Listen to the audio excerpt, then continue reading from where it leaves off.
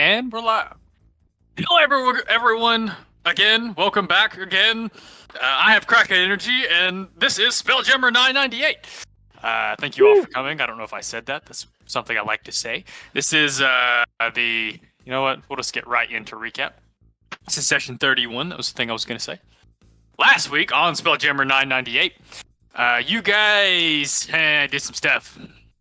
Oh boy, it looks like you were standing in the aftermath of a very recent ambush in the middle of, on the lower tier of the Rock of Brawl. As you guys were passing through one of the more well-traveled thoroughfares. The gunslinger, the Githyanki gunslinger, you guys have had some interactions with in the past, seem to have been locked, loaded, and waiting for you guys with a, squad of, which you later found out to be most likely mind-controlled Vulcan's Legion.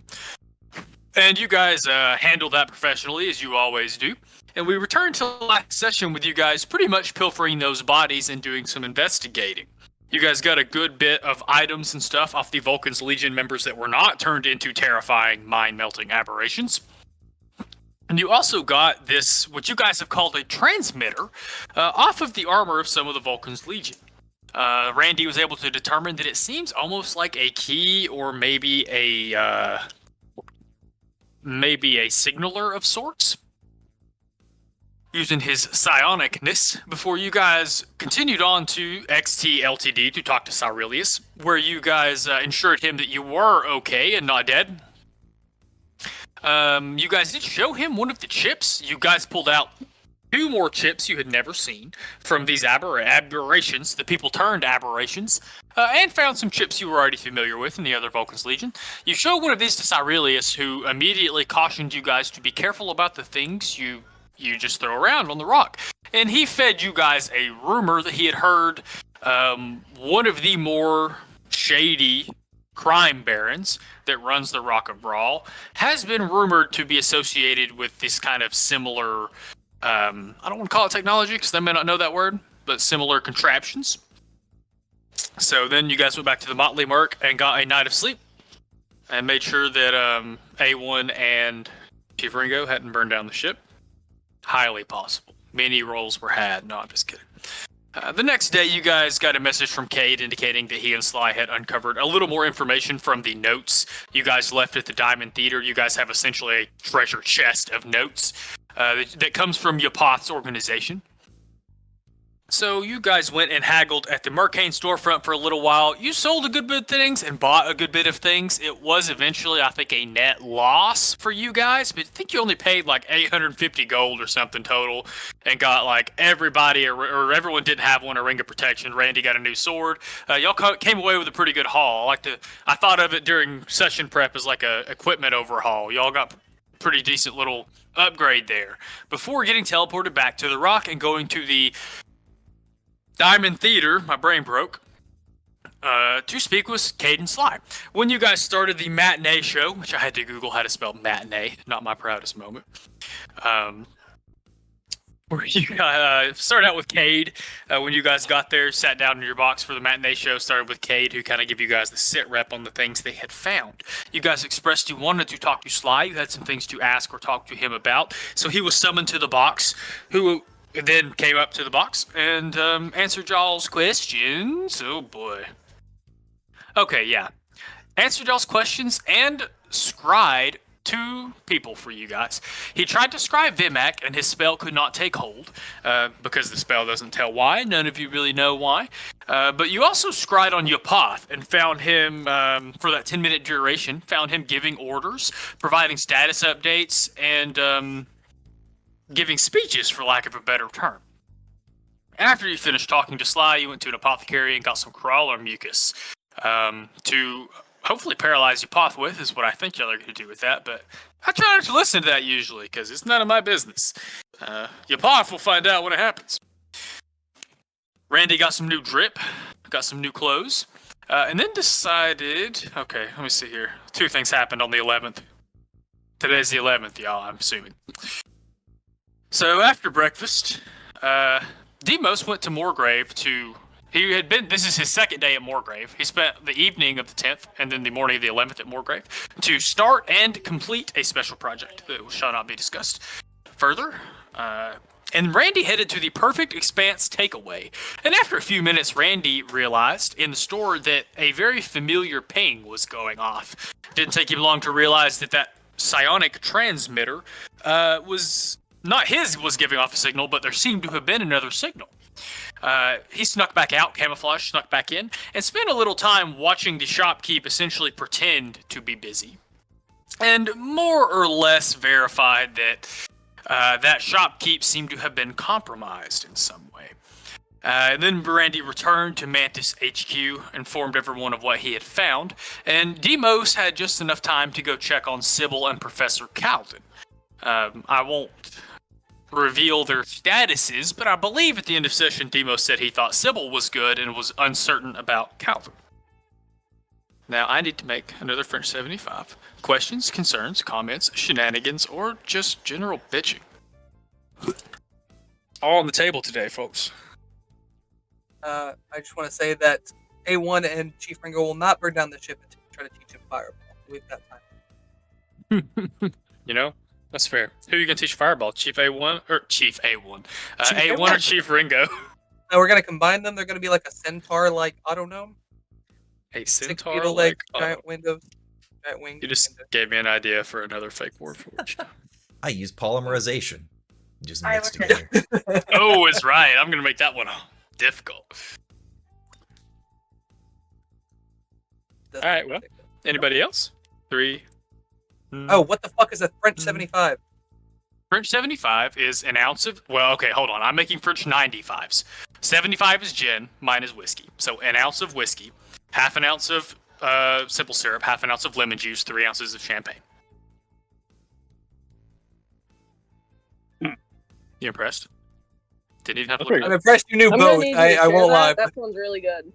French 75 is the gin version. It's the version. When you twist it with whiskey, it becomes a French 95. You shake it in a cocktail shaker, put it in the champagne flute, and then top with champagne. It's actually what I was drinking in that session I was clipping on YouTube the other day. Can we get a drink like cam for you? Like part of the intro and the recap, and then like we make the drink of the week or whatever. Or just any, because a lot of times when y'all are fooling around, if I'm making cocktails during session, I'll step over here and just do it while y'all are doing stuff or fucking around. Get a little camera pointed at my cocktail station. Making a Breland 75. Gotta put our local twist on it. What's the enemy agency? What's their country again? I'm trying to remember. So technically, y'all are working for the espionage organization in Undare. Oh, we're Which the is- French. Y'all are the French, yes. Breland's organization is the Dark Lanterns. Anyway. Was it the eye? The Royal Eyes, yes, Yeah. that's who y'all are working for. That's the French, as Joey says. Is it fine? Sorry, y'all are French. I hated to do that to y'all, but it had to happen. I'll never Just forget. don't wave your white flags yet. Something I so just there's want to say that I kind of want to. Drix actually kind of wants to eat at least part of the Githyanki when we catch him, this parts. because he's Just the he's ears. proven himself to be worthy prey. Like he is. That is a that's some quarry right there. Oh, Okay. I don't guess you were here, but I think we decided that Drix ate a little bit of the people that we killed at the Oh yeah, end of our combat session. I mean it's been known to happen. Good way to put it. Has been known to happen. Drix doesn't discriminate. I think it's like the by eating my enemy, I will gain their strength and their wisdom or whatever, you know. And don't Yeah. forget to eat their heart to gain their courage. They're a tasty courage. It's more like all humanoids are prey animals kind of thing. Oh, Drix, not just humanoids. I mean, you guys are. I mean, It's you know, technically humanoid. Dragon You figure Dragonborn so- are humanoid. I just you mean prove like yourself. You prove yourself better as allies than prey. So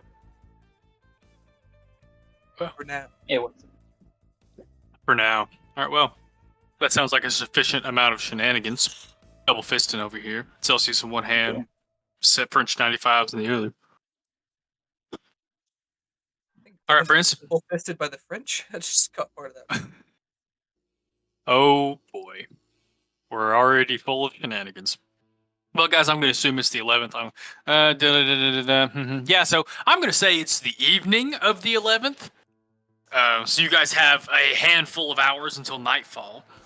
I believe you guys would probably all be back at Mantis HQ at this point. I think Demos had returned to Mantis HQ to give a status update on Sybil and Calvin. So the world is yours. You can do as you wish. I did update one more. I'm so sorry. I should have covered this at the very beginning. I did update the calendar chat in Discord. So there are some other things, a thing listed there, or maybe two things listed there. You can see all your long rest. You can see what day it currently is. So check that out if you have any questions about that kind of thing. Otherwise, you have a couple of hours until it's bedtime. Sharn is yours. The world is yours. Burn it down, blow it up. Crash an airship into some towers. I don't know. Don't tempt Zephyr. He would love to crash an airship into a tower. Also, I don't know if that was a relevant pop culture joke, but if it wasn't, or if it was, I don't know. I'm just gonna leave it on the table. Thank you. I was like, can't touch that one. Nope, not saying a thing. Oh god. I've only had one drink tonight. I haven't had any. I'm just high on steroids. Medical steroids for the I was about to say, prescribed over medical here, Joey. steroids. For the... You know, I guess you shouldn't drink with antibiotics. I'm not drinking. No, Oh, you I'm really having shouldn't. coffee and ginger ale. I'm gonna take a voice. Well, I'm sure nature can provide. Storm provides. I don't know what that's from, but anyway. All right, y'all. How would you like to Good go about your day? I feel like someone may have asked me something that I totally fucking missed. Ben called the movie Good Dinosaur. It's a kids movie. I wouldn't expect it. Yeah, that's old though. Like before my time, I thought the Good No, Dinosaur. that's the Land Before Time is before your time. No, The Good Dinosaur is like a that's peak. 2020. Land Before Not Time. only do was we like have my kids, we peak have childhood. kids who love dinosaurs. Oh, Evan, I the see, first Land Before Time is 2015. older than me. It's older than you, my dog. Nah, the first one's in the 90s. Evan, you're born in '96. Brother, Oh my god, the first one is 88. Holy shit. let me tell you, Wow. I grew up on the Land Before Time, and I know I'm older than you. Okay, well, The problem no, is- in my Yeah. defense, those were some of the first movies our parents ever showed us. But there Yeah. were like 5 or 6 at that time, so And that's the thing, is the Land Before Time, like 20 came out at some point probably when you were becoming an adult. So you probably got introduced somewhere in the saga and just watched them all, because why not? Well, we had Man, the you remember when first, like, 5 or Chomper 6. dropped? Oh my god. Yeah, Chomper and Journey to the Big Water. Like peak childhood for me. That is the first episode they get shot, bro. Is it?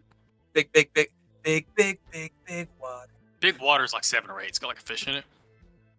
Because they're trying to get this fish like back to the big water. Oh, Oh god, we're so off track already. All right, y'all. there's dinosaurs in Eberron. We're tangential. Thanks for I coming was to our gonna- Land Before Time podcast. I'm not. Just a podcast where a bunch of us drunk ass nerds sit around and analyze kids' cartoons, dinosaur cartoons. Prehistoric. There's a name here somewhere. I'm sorry. Go ahead. Any of you cats that are- want to actually start doing something in Sharn, please let me know. I kind of want to look at buying an item. It's a Tasha's item. I'm not sure how cool you'd be with it. I'll shoot it to you. If it's in a book, I'm not gonna say no. I just might put a big price tag on it or some shit. This one has different rarities, like so you can choose which one or like a price point for them. Essentially, it boosts my spell save. Pardon. While I'm reading this, you guys have items to identify too. I can ritual do that. What do we have to identify? The amethyst lodestone. Oh yes, and the ruby weave gem. Thank Yeah, you. I'll pop an identify on that if you do that, my dude. Come on, Beyond. Well, It makes me so mad I can't. It makes me so mad I can't Google shit. And it won't give me the Beyond link. I'm just going to clip the fact that the DM said in session 31 that if it's in a book, he's not going to say no, and then we're going to overlay a bunch of clips of terrible things that happen as a result of that later. Yeah. We'll see. That's my general philosophy. If it's in a published book, people make the game no better than me. There's some very questionable. Man, I've been brushing up on my Kreen lore, man. It's been getting wild. Mm. Yeah. some of the 2E Dark Sun stuff is both really cool and objectively they say they'll never bring back. Devin says This is- ambiguously, if it's in a book. He didn't say a 5e book. Bringing fucking Yeah, right. we're bringing old school shit in. Ancient. Yeah, magic. I do all the time. Yeah. Bring back Go 2E, baby. Go looking at old school shit all the time. That's the good shit. That's where that fucking. That's really See good to hear that, Devin. By the way, this is brought to you by Ominous Foreshadowing. I was about to say that fucking. I don't know if you remember when y'all were running Tomb of Annihilation or whatever it was. There's that like Correct. big demon mouth with a. It's just a void in its mouth, and if you touched it, you just fucking die, dude. That's that original edition shit. There is your items Demos is identifying before you guys go anywhere this evening. Hooray. What are these? Oh, 2 items y'all found in the Zendrix expedition. Did not want that to load over there. Been there. So I know This is Zephyr kinda doesn't cool. ask for much, but if we go out shopping anywhere, maybe a new robe, maybe I find a fancy robe. Shopping you session. You gotta Yeah. look nice. Hey, Well, His let's robe's do getting that. a little. I picked up a Deimos real is cool- all about the flair. We're gonna... I mean, that's all I did. I picked up a real cool gi duster. This is where I missed the other Josh. Ruben made outfits for everybody, and I asked him, like, are you going to come up with them? He said yes, and he had a description for everybody's outfit that he made. Wish we had the recordings for that. Okay, you can look for that item if you would like to, Demos. Now, we might... Oh, that's cool. I'm Yeah, sorry. one of these items is neat, or at least you thought it would be neat. I don't remember what they do now. It's been so long. Anyway, you can of course look for that item. We might use the Xanthar's rules for looking for an item, which I think requires some rolls and some money. Like you have to spend resources to like attempt to locate that specific item. Sounds like Zephyr wants some drip. You know what kind of drip you want, Zephyr? I don't know, some sort of either silk and or velvet robe. Oh my! Would like to keep with the color scheme of blue and or purple. All right, well, Keep in mind, dude, you can also get like if you wanted a cloak of something, like a cloak of Elvenkind, or that gives I you. was thinking perks I had a with it. cloak of protection. I might be thinking of my other campaign. you have a ring of protection You have a now. Ring of It's a protection. ring Okay. this, I think. Which you can You could flavor theoretically as a get a cloak. cloak as well, and then double up. Yeah, I if- think Zephyr needs some new drip because he's a little squishy. Now Why they his robe's do fucked up. require attunement, so keep that in mind. The ring and the cloak would. Zephyr is a soft boy. I am a soft boy. What am I thinking of Gene from Bob's Burgers? Gene is also a soft boy in a different I was way. gonna say that is not Zephyr's vibe at all, though. Zephyr gets a fucking little electric guitar, or electric piano, soundboard mixer. My God. Deimos will say this amethyst lodestone is pretty sick. It gives you the ability to fly, reverse gravity, force your enemies away, make you stronger in many ways. It is. I highly recommend somebody take it. Zephyr, I mean, you if and me nobody might else- look at getting this ruby weave gem because it lets you learn a new spell from a different spells list, and it allows you to use this as like a substitute for the material component. So, for what that's worth. I apparently have scale mail in my inventory. I don't know where that came from, but I It's think there. warlocks start with armor because they can wear armor. I don't think Yeah, and I warlocks don't- wear medium armor. it gives me disadvantage on stealth. See, you could Yeah. find. They're one of the Boots only of- casters that can. You So can that's find. paladins. I want to say boots of Elvenkind negate that. Like they give you advantage on stealth, and because of that, it comes out even or whatever. I'll pull They that up. do, but they also make you silent. I thought about picking this up a while back, and I was like, I already have stealth or advantage on stealth if I carapace. Like, what does that do? Give me like double advantage, or roll 4 dice and take the best one? Cancels out. Yeah, you can't stack advantages and stuff. That's when I was like, I don't see any reason to do that. The silence part's pretty cool, like flavor wise, but I don't need it. Yeah, you get yourself a new robe, a new pair of shoes, you'll be styling. I'm just telling you. It's fucking Yeah, thrift no, shop. Zephyr up in this doesn't ask for a bitch. whole lot, but some new drip would be pretty sweet. Yeah, and those are an uncommon item, so I don't think that'd be very expensive. Yeah, that's what I'm trying to check now. Also, probably, I guess I'll have to find the, can some benevolent soul look up Xanthar's, you know what? Magic. Yeah, I don't know what to Google to find it. Oh, Xanthar's. well, we have Xanthar's purchased, right? Yeah, do you care to go look in it and find the rules Yeah. for, like, finding a specific magical item? I gotcha, homie. And I'm going to look up how much, like, the maximum amount that these uncommon items would cost. I'll probably shorten the time it takes you guys to find those things because you're in fucking Sharn, which is like the New York of Eberron. And I feel like, especially with some of the, well, I don't know. Part of me is like, because of Moorgrave, I feel like I might have connections to find stuff a little bit. But That's what I thought. No, I thought I charged y'all 1,000 gold each for those rings of protection.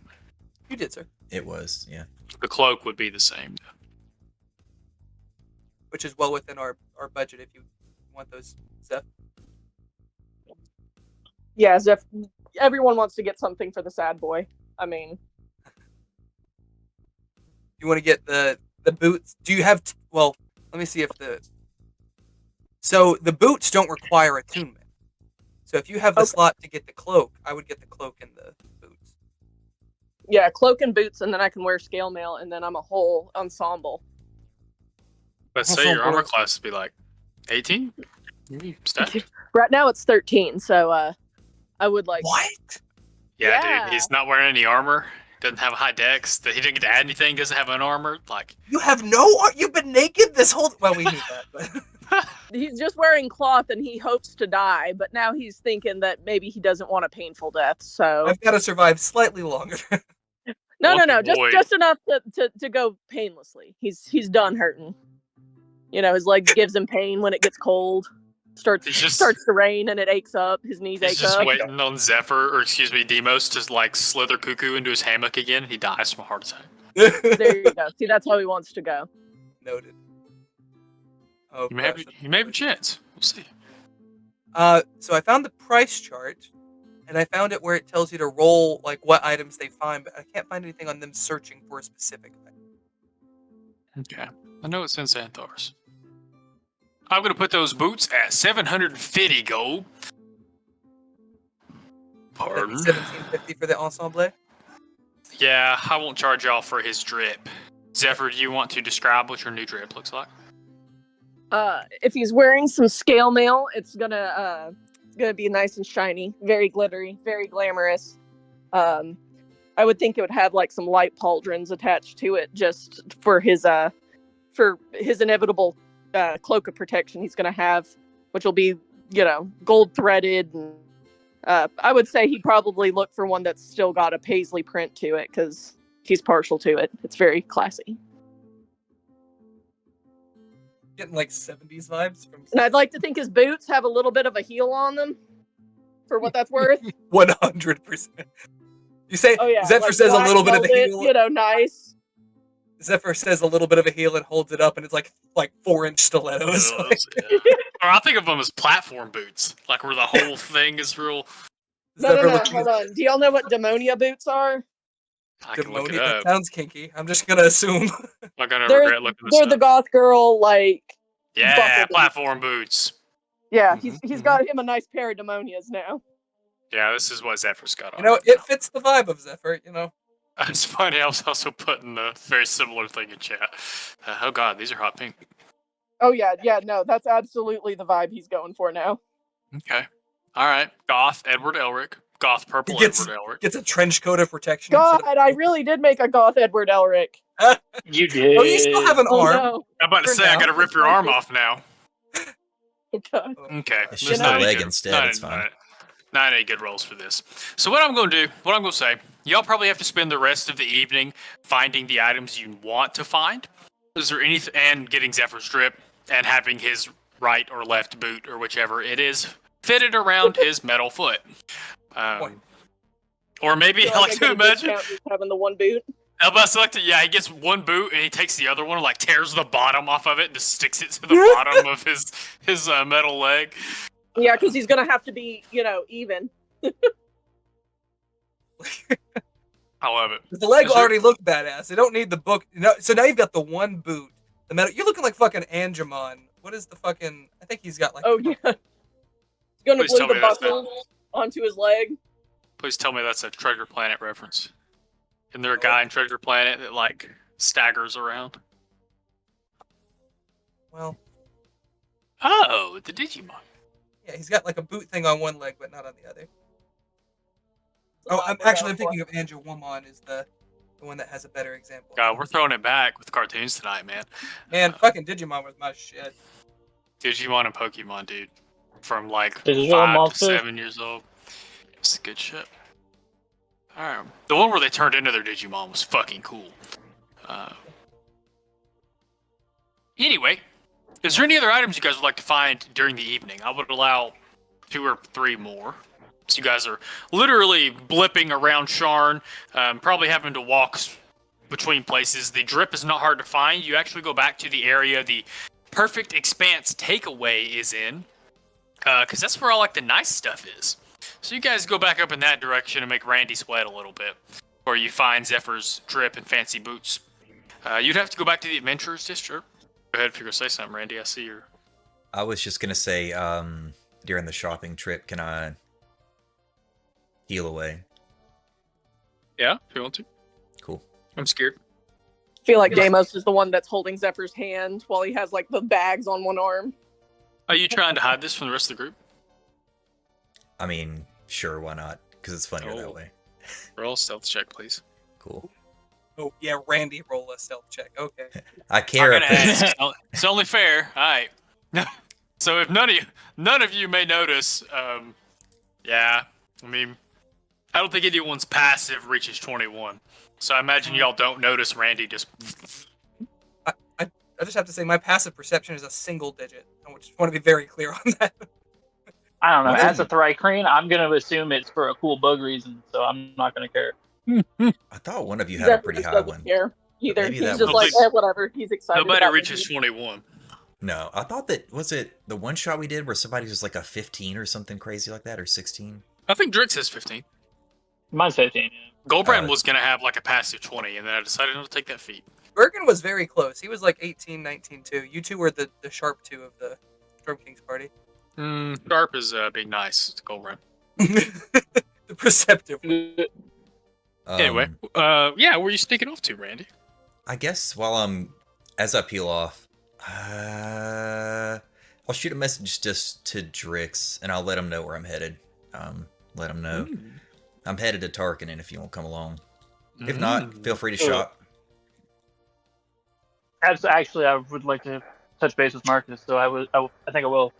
Make a stealth check if you're gonna hide this from the rest of the party, please.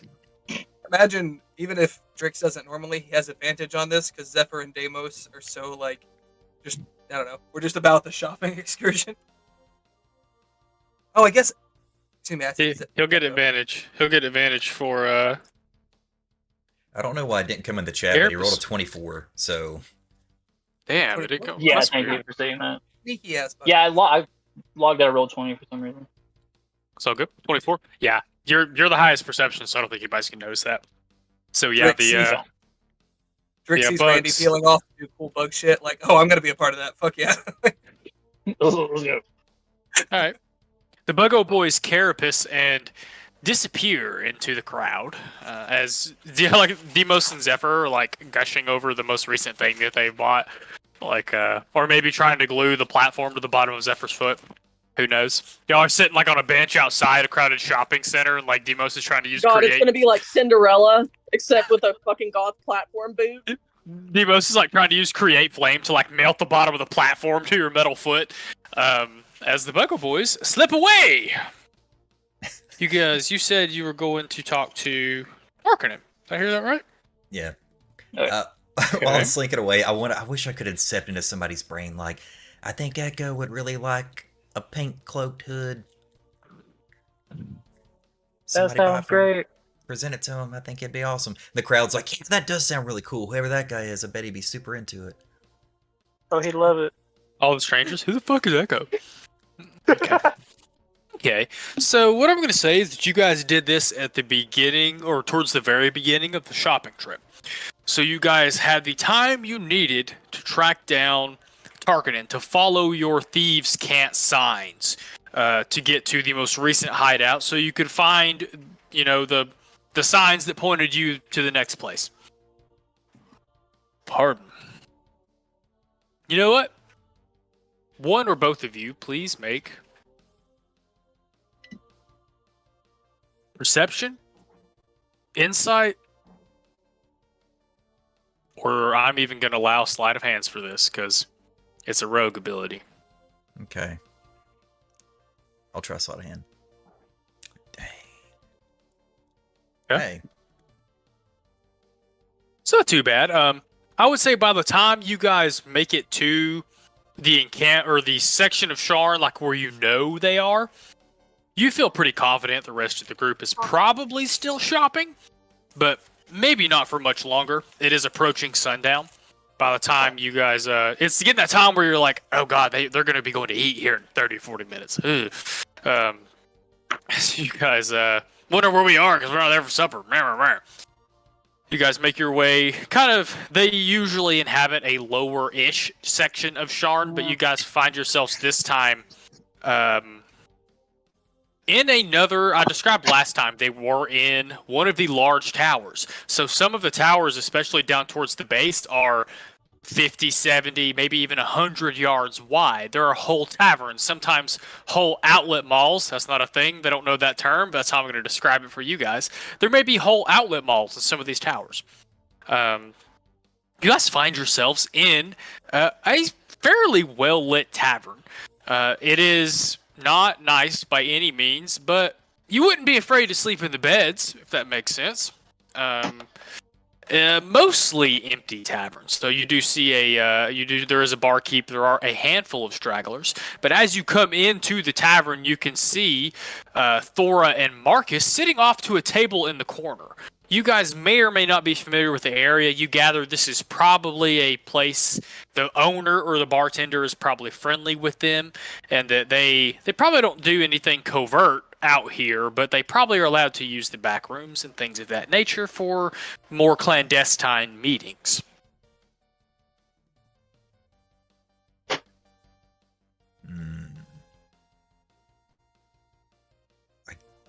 I guess I'm gonna go right up.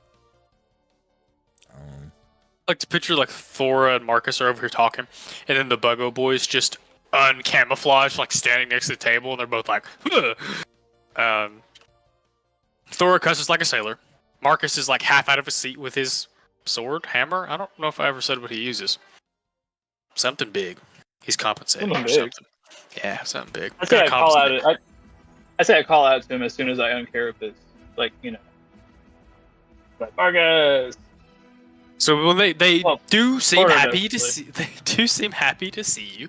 It's been a minute since y'all seen them. Y'all have several more equipment. Drix, both of you actually, I think, are stacked out. Like you both have multiple more weapons than you had the last time they seen you guys.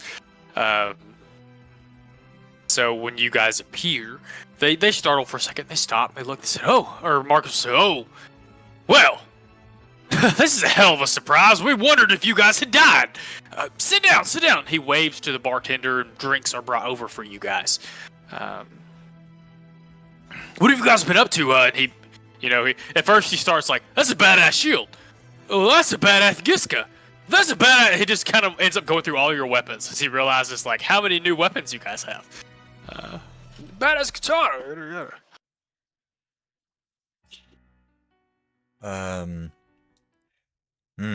I'll first shoot a message to Drix and say, he seems pretty normal. Haven't heard much from Thor yet anyway.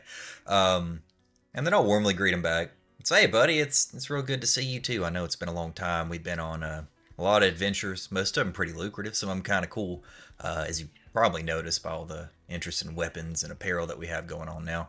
We're doing alright for ourselves. I can't believe you thought we were dead. I'm a little bit insulted. Not too much though. Well, I think this time Thora would speak up. Well, we haven't heard anything from either of you in 2 months, almost 3 months now.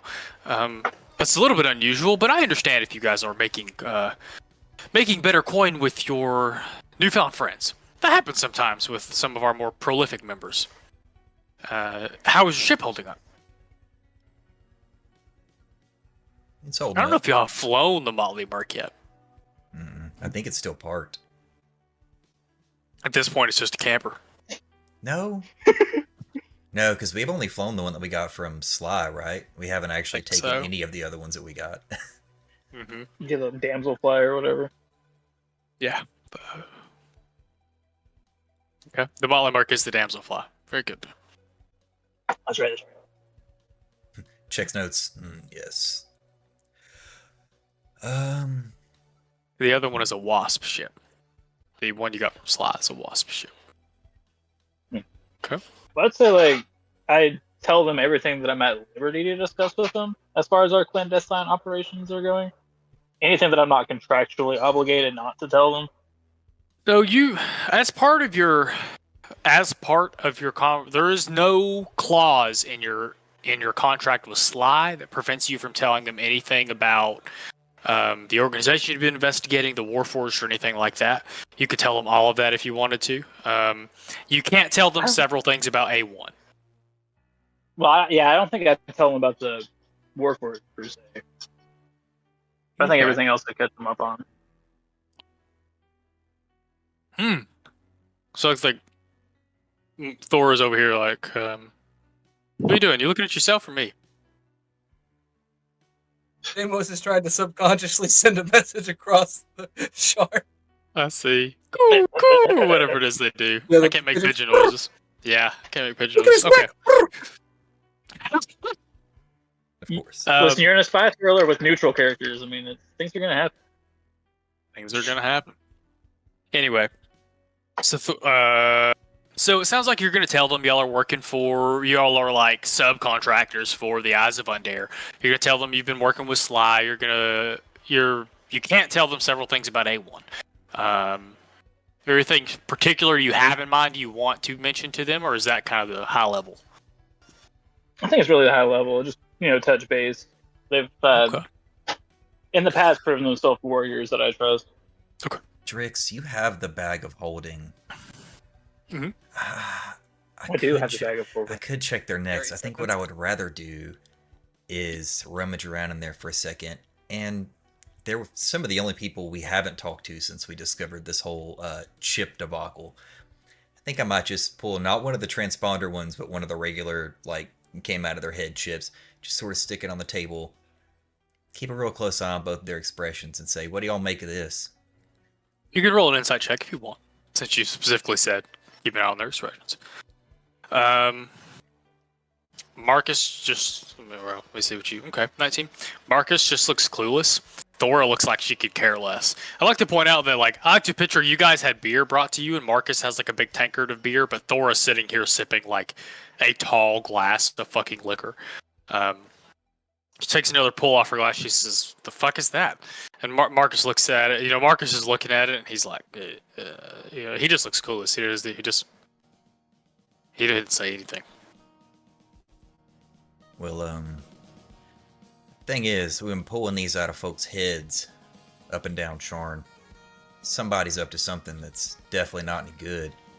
You heard anything weird going on? When you say that, on your 19, Thora's, like, she's in the middle of taking a slug off her liquor glass, and one of her eyebrows go up. She puts her glass back down. She says, "Did you say out of people's heads?" You bet. Can you come with me for a minute? Both of you? Sure. Marcus looks confused for like 3 seconds before he seems to realize where Thor's going with this. The light bulb goes on in his head. I do ask her to lead the way so I can get a good look at her back, hopefully. Okay. Maybe the back of her neck. Yeah, that's what you're looking at. One or both of you can make a perception check or an investigation check, I guess, to Sleight of look at the glance? back. Say it again. Sleight of glance when you're checking out the foot. Right, not sleight of glance. I was about to say, I'm so sad that I'll have to, if I publish this as an adventure, I'll have to change Thora and Bree's artwork. Not Bree, Vera's artwork, because I didn't generate them. They were generated somewhere else, and I took them. Sucks. 17. Randy, would you like to roll a perception or Sure. insight or investigation? Also, as a side note, if it was AI generated and not edited, it is not. Copyrighted. But I wouldn't have any way of knowing. Like I took it off a site that was just AI art, and I don't know if anything's been done to Dude, it. hold on a second. Make that at 19. I'm gonna cast guidance. Oh, okay. Drix slaps his You own cannot thigh, have that. casts guidance, smacks himself on the ass, casts guidance. Drix, you cannot see any scars, any disfigurations, and even so, like magical healing will seal up something quicker and faster and prevent scarring. But you don't even see any evidence that something was magically healed. They're both fairly scarred up. They've both been in several scraps.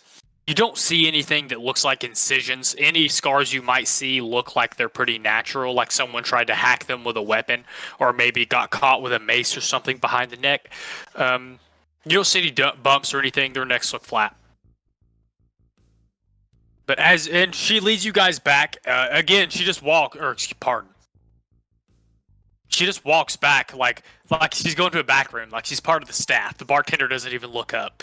And you guys are allowed back into one of the back rooms, which you find pretty much immediately. There are quite a few more rooms than you might expect in a regular tavern.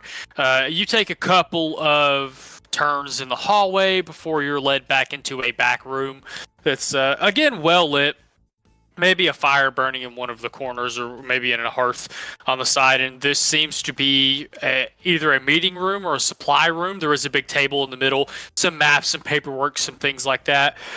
Jericho is moving around in the space. If you guys don't remember, Jericho is a mage. He's like Thora's right-hand mage. If Marcus is her right hand, Jericho is her left.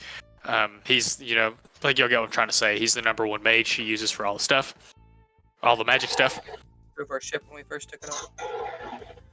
He did lead you to the ship. Yeah, he did drive their ship, yes. He drove the ship y'all were on when you journeyed with them. So he is in there moving around the space. He kind of gives y'all a little wave as you come in. And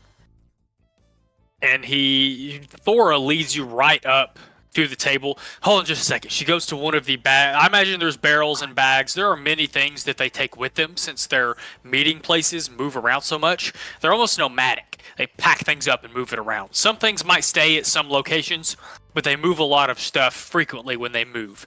And she goes to a bag or a parcel or I don't know where parcel came from. Goes to a storage container and pulls out this, I think, almost like a mason jar, sort of a fair size, pulls it out, brings it back over to you guys, and holds it out. You guys can see a mostly decayed, it's a little bit hard to tell, but it is almost definitely a decaying intellect devourer. She holds it up in the glass door. She says, "We found this in more than a couple of rooms in one of our old hideouts, including yours," and she points at Randy. Our old hideout? Now, I don't know. Say it again. She said she found it at our old hideout? She's talking about a Tarkanan hideout. And then she told Randy she found one in his room specifically. She said, "No, I don't know much about these, but I've been able to find a little bit. I don't know much about these, didn't know much about these, but it's my understanding that they go in people's heads." She kind of puts it down on the table, the war room table. There's almost always a big table in these rooms where they put maps and stuff. Sets it down and says, "Does that mean anything to you? I don't even know what the fuck they are, but some of our contacts have said they're dangerous and not a good sign." We ran into a few of them a little bit back. They were running with one of the guys that and you correct me if I'm wrong here, that had one of these chips in his head. I don't know if they work directly together, but we were also told they were bad news. Sounds like they're spreading just worse news.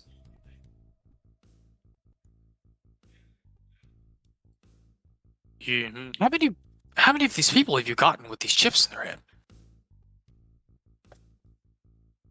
Starts counting on his however many digit claws he has. I was about to say, I think y'all are up to 6 or 7 now. I was like 7, 8. Oh, it's been a few. And that's not even counting the ones that had these brains climb out of their brain holes, I guess.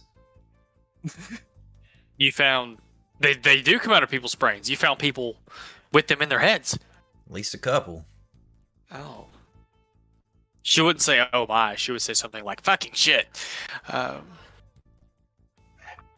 That's unfortunate. We've been moving around a lot more frequently since we found these in one of our hideouts. I am a little bit worried, to be honest. Do you know, are they creatures? Are they an infestation? Or do they have to be planted? I'm not gonna lie to you, I don't know much about that. I don't know if canonically, but I mean, I know they're creatures of some sort. I don't know that we got a ton about them because we haven't asked a ton of people about them, I don't think. And when you tell her that, she kind of nods. She says, it seems that there's not many people here that know much about them. They, the most I've been able to gather is they come from either Kyber or internal asteroid environments. Just to kind of exfoliate on that, I'm assuming there are asteroids big enough to have Underdark style environments inside of them, which is why I append that to two things when I mentioned Kyber. Well, Mind Flayer Space Colony or something. yeah, I don't know a ton about these particular creatures. We ran into a fella that at least seems to have some kind of connection to these and's been putting these chips in people's minds.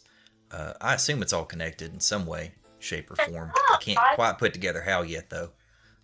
It's part of the reason I wanted to come find you, because, one, I wanted you to be warned. Unfortunately, it sounds like you've already been warned in a different kind of way.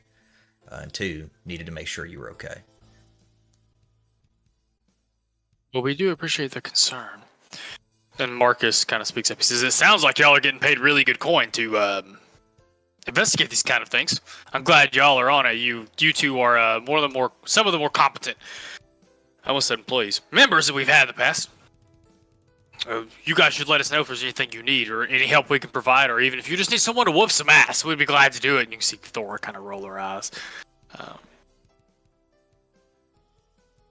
I like that she took her glass with her. She kills the rest of her straight liquor, puts it down on the table.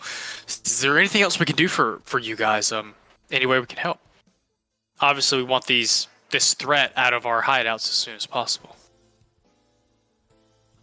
How about you just keep us informed if you learn anything else? I know that you all deal in a bit more information than maybe me and my associates primarily do. If you happen to come across anything that might be useful, especially in hunting down this Gif fella that we ran into. His name's Yapoth. Does that name mean anything to you? I've never heard it. So, can I assume, Drix, that you pointed out to Marcus this was the same person that attacked you guys? yeah, I'd say it's safe to say. Okay. So, Thora would reiterate that I've never heard this name. We will do our best to. We have been looking a little bit, and that's where Marcus takes over. He says, "Yeah, after that bullshit where he nearly offed some of us and nearly dragged me into a dark cave, we've been investigating the Rock of Brawl, but the tunnels that run throughout the rock are extensive. The best that we can understand, most of them are the domain of some crime baron, one of the big four that run the rock. We are having difficulty making ingress into many of these sections. We've lost a couple of men and women attempting to relocate that place where we are attacked. The tunnels are difficult to navigate and very mazy. Without that, he holds up an unminted, no designations, just a solid gold coin. This stopped working after that meeting. It won't take me back there. Don't know how it works. Jericho wasn't able to find anything else about it. It's almost like the magic has left it. But as soon as we can find that place again, we will attempt to follow the path he left from. But it's proving resource draining. Otherwise, you guys should ask them about the unknowable one. I think that was the one. Yeah, and also, all the... so we got that name. Did we get is that the He was same one guy of- who was the crime baron, or that's a different person? No, it is the same Yes, one. yes. That was where I was going to go Yes. next, is I was going to ask if they knew anything or had heard any rumors about that guy. Yeah, he's one of the 4 crime lords. Has used the transformations. Very So- dangerous, not to be fucked with. And you'll have to remind me, because, like, Sai mentioned this, but also when we fought the dude who had the chain and the people who had the intellect devourers, he also mentioned someone. Was this the same person? Because he said a name. I think he might have used the term. So, and I don't know if this was. So the person you're talking about was a shifter pretending to be Oswald. Mm-hmm. The shifter's name was Surge. Surge. Um, Couldn't remember. I don't know if Surge said this or someone else said this, but someone did tell you guys about the one with no name. That's who it was. The one with no name. I was getting those two mixed up. So the unknowable one may or may not be the one with no name. It sounds like different vernacular for a similar title. Yes. I'll bring it up. And while I bring it up, I'll also say, by the way, Marcus, you might be a little extra careful. We had a little spat with your path, and it sounded like you might have been something he was after, specifically you. You got any idea why that might be? To be honest, I have no idea myself. We found one of those things in your room. There were 2 in mine. I have no idea, if I'm being honest. If they really are for controlling people, that's unfortunate. Besides Thora, I'm second in command. That's a powerful hold to have over somebody in an organization like ours. Okay, and I'll also just mention that we got If the you name, ask about the unknowable one. No. They both kind of furrow their brow a little bit. Jericho might even tilt his head a little bit when y'all say that. And they'll say, well, we haven't heard that name, but... And Thora will cut in. That might be a good lead. That sounds in line with some of the things we've heard about him. Dark, very difficult to grab a hold of. Many of the crime barons, you can find them through their various industries, but it's very difficult to determine what this 4th crime baron does, what his actual crimes are. This potentially could be a very solid lead.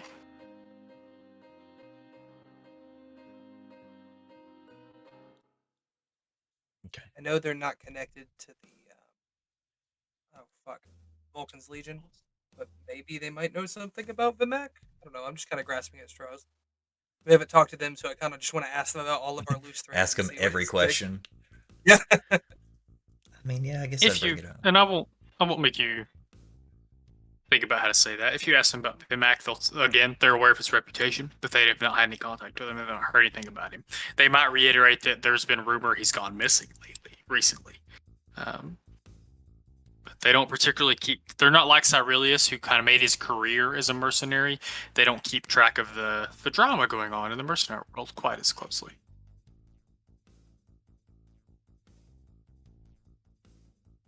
I would ask Thora, did you, sounds like you had to abandon our old hideout. Did you happen to grab any of my belongings? I had a saber in my room that I was a bit attached to. Follow me. Just takes you back to another room. This is a bona fide storage room. No tables, anything like that. You do find a crate of all your old belongings that were in that room. Cool. I think I'd pick up the saber, and while I was admiring it a little bit, I'd look at her and say, well, I got you for a second. Something I haven't thought about in a while. I've been meaning to get back to you. I haven't had much time to dig in myself.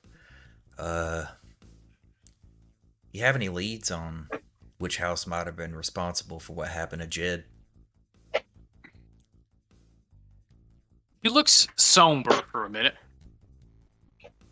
She says, I wanted to wait till a better time to tell you.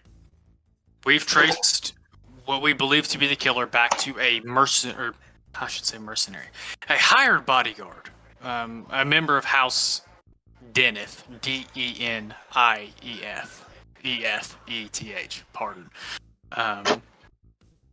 most of you, I guess you've been in Sharn long enough to know that it's called the Mark of the Sentinel, the House of the Sentinel.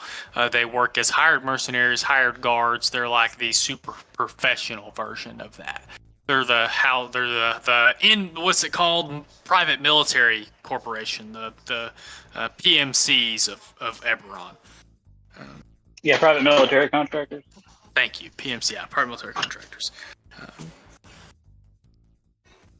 She's a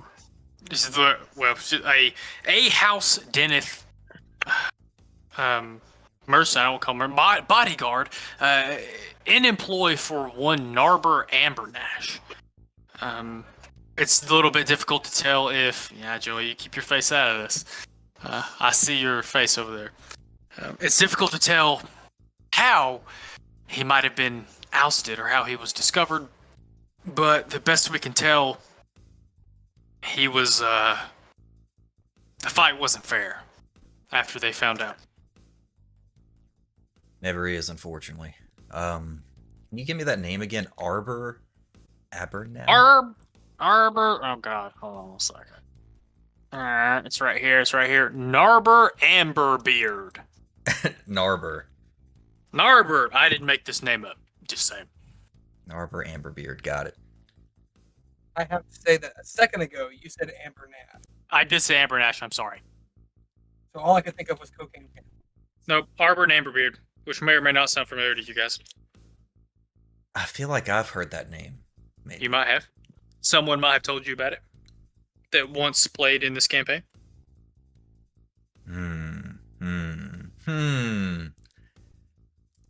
Is he... That's all I'm saying. That's all you'll get out of me.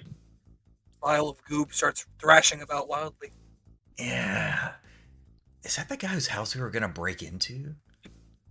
I don't think you were... No, you broke into a vampire's house. No. For him, for his little side mission, right? His side mission was to break into a nightclub and to get a particular item that would allow him to forge anyone's signature. He wanted to do that to embarrass a specific person. Was it this person? I don't want to... I don't know. Who knows? Not me. Okay. Don't you know the DM don't know nothing, y'all? Ooh. That also raises... To be fair. My only job is to make it up as we go along. That raises more kidding. questions about the fact that he was trying to steal something to embarrass this guy. But if it can forge anybody's signature, did the guy actually hire the person? Did somebody forge a signature to hire the person, since we know that kind of technology exists? Well, you guys know the thing that God damn it. The thing that my brain broke. The thing that faked signatures was owned by the Dask. You were breaking into a Dask, or maybe not a Dask. I got my words mixed up again. The Mafia one. It's the Boromer clan? No. Thank you, yes. Yeah, the Boromer clan. You were breaking into a Boromer clan nightclub to get this item. Okay. It's not associated with that dude itself. Okay. Cocktail station's a terrible idea. I'm so sticky. Anyway. Is there anything else you guys would like to ask Thora and Marcus?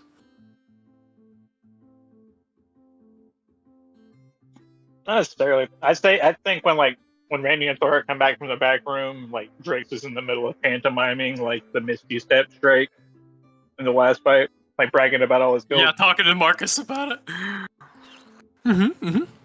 Oh, I'm so sorry. One more thing before y'all leave that room. Randy, she does take you to a crate right next to yours. I like to think she doesn't use a crowbar. She pops her sword out and like jams it in there, cracks it open. Says, we took his stuff out too and put it next to yours if you want any of it.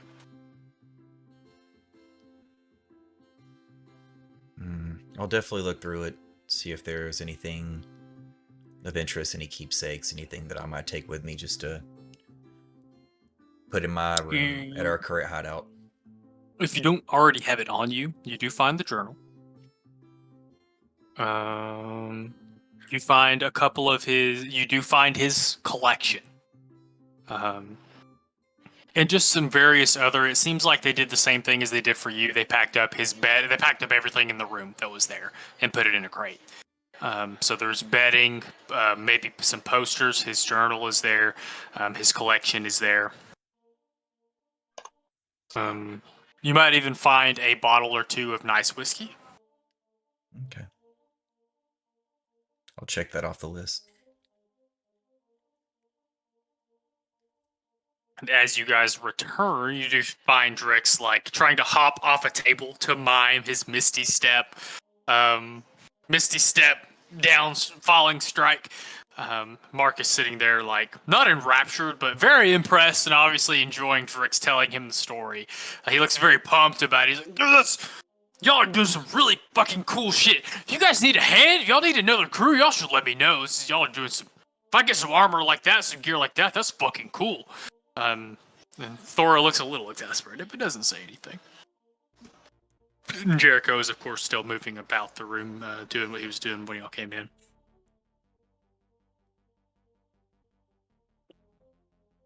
Is there anything else you guys need to talk to him about?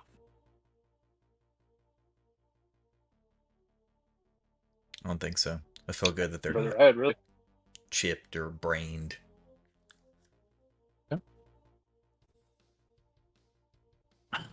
On your way out, as you guys are leaving the building, leaving that room, as you make your goodbyes, Drix, will you make a perception check for me, please?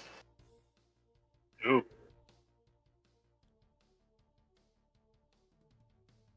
Nat 20. 25, natural 20.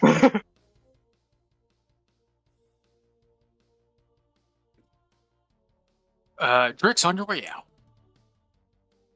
you catch just the faintest little, the very edge, the very end of this mildly familiar bing.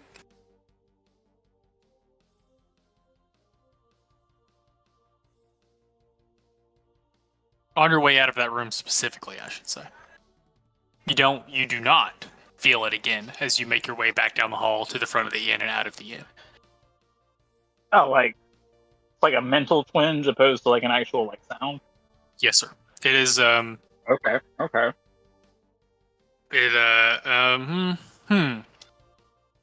Yeah. I would say maybe even if you didn't feel the ping, you kind of, I think Thrycreen will instinctively reach out with their psionics, with their mind. Like maybe they send their own pulse to try to collect things, and you get just the barest little glint of something not right. Someone not all there. Obviously, I think I'd Sorry. let Rainey know about this. This was in the common area? Like, not the back This room? is as you guys are walking out of the room where Thora, Marcus, and Jericho were in. That so back room. not and the you one guys where are we were going back having out. the drinks, but the... Yeah, this is the back room she took you back to show you the intellect devourer. It's as you're leaving that room. And as you guys continue out into the main inn, nothing. Yeah, I think I'd send Rainey a mental message. Be like, something ain't right, brother. Can't tell what. But my spices. Okay. I think if you told me that, I think I would stop for a second as I was in the doorway where we were planning. And I would probably just peek back and try to gauge who all was in the room. I know the 3 main players. Are there other people moving about? Is it just Those are the primarily only them? 3 in that room. Well, the only person we didn't talk to is Jericho.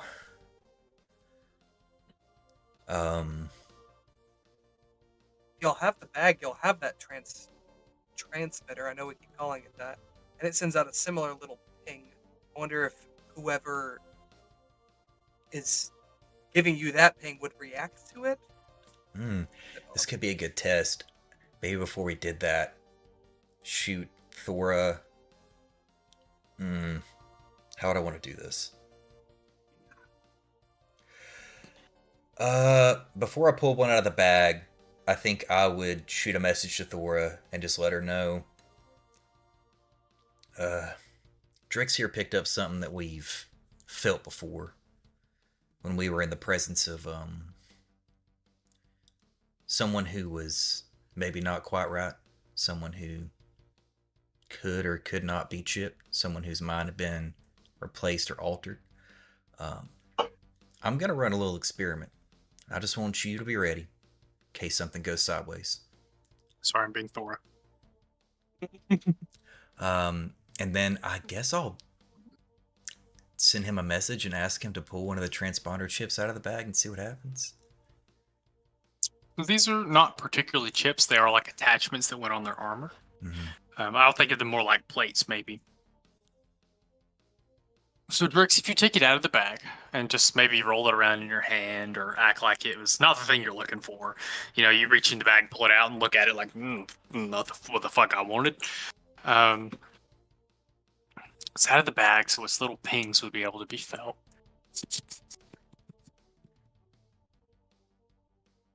All right, Randy and Drix, I need you guys.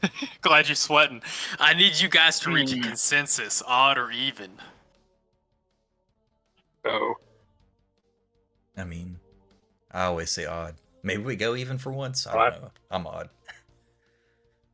Yeah, let's do it. That was my first reaction. Oh no. No Like, reactions let's from fuck us anybody in less. the room.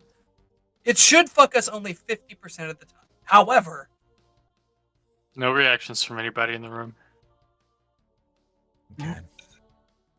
see, that feels like it would be more of an insight thing than like an odd, a 50-50. If it makes you guys feel any better, the thing is not for identifying each other. They don't use it for identifying each other. No, I mean that makes sense that it wouldn't. Maybe While he's flipping that around, then, if there is no reaction, I think I would just, because I haven't, address Jericho and say, "Oh, hey, buddy, I didn't mean to be rude earlier. We haven't talked a ton, but you're pretty close to Thor. You're pretty important to her. I figured I'd better say hey at least before I leave this place." And I would say both of you know who Jericho is. You know, to be her left hand, he would have to have been there a little while. You'd also know he's a fairly powerful mage. And when you address him, he turns and says, well, it's good to see you guys too. They were a little worried about you guys. I'm sorry, what did you say specifically? You were just checking in with him? Yeah, just wanted to. I thought it would be a little rude not to say hey to someone who we've been around as much as been around you. No, that's very sweet. It's good to see you guys too. Say, you remember that mission that we went on? What was it? Marcus, we were going to pick up something from the rock, right? We made a little pit stop on the way. You remember that? Pit stop. Yeah. Marcus wouldn't leave me alone until we let you guys raid that ship. And he kind of glances around furtively, and assuming that Thora and Marcus are kind of out of earshot, he'll kind of lower his voice and say, how's y'all's little friend? Oh yeah, I forgot he might have been around him a little bit. He taught him a spell. He did teach him a spell. So his memory seems intact, at least. Well, he's grown up quite a bit, for better or for worse. He knows a little more than the last time you saw him. That's for sure. Oh, that's real nice. Do y'all keep him under any specific protections? Does he protect himself? Well, I'll say I don't know how much. Just dying at Joey's face. I don't know how much of your business that is. But I'll tell you this. I'm sorry. We keep him I plenty would be safe. glad to teach him. Keep him plenty safe. Well, that's good to hear. I was just gonna. I told. Fucking, it's funny you say that, Drix. I told Josh earlier this week. I was like, I'm so excited for y'all to be sus at every NPC you've ever met. Like all He of says, them. "No, I'm sorry. I didn't mean to offend. I was just gonna offer to teach him some things to help protect himself if that was at all necessary for you all." You know what? I mean, I know where to find you. I've proven it a few times at least. There might be some use for that, although we've affiliated ourselves with a handful of fairly, I would say at this point, substantial spellcasters, and I telepathically wink at Deimos from across the cosmos. Amos like shopping in the middle of like this lavish district. It's like a little shiver up his spine, like, ooh. No, like, oh, well, I guess, is it within her? I was going to say, if it's not like a range, like if Demos doesn't have to be within a certain range, Demos, you can feel a mental wink of Randy and look around and realize that neither of the Buggo boys are there. No, it is After 2 120 hours of feet, shopping. so they. Oh, God damn, they always do this. Never mind, he can't wink at you. I Sad wish face. so. No, it's Devin. It happens for some unknown reason. Demo's just like, ooh. It's Like you sneeze, yeah. like in anime, you sneeze. Okay. Is there anything else you'd like to ask Jericho? Or any of the Tarkinins? I don't feel good about this at all. There's nobody else in this room. It's just those three. Mhm. Well, we got a good look at the other two's necks.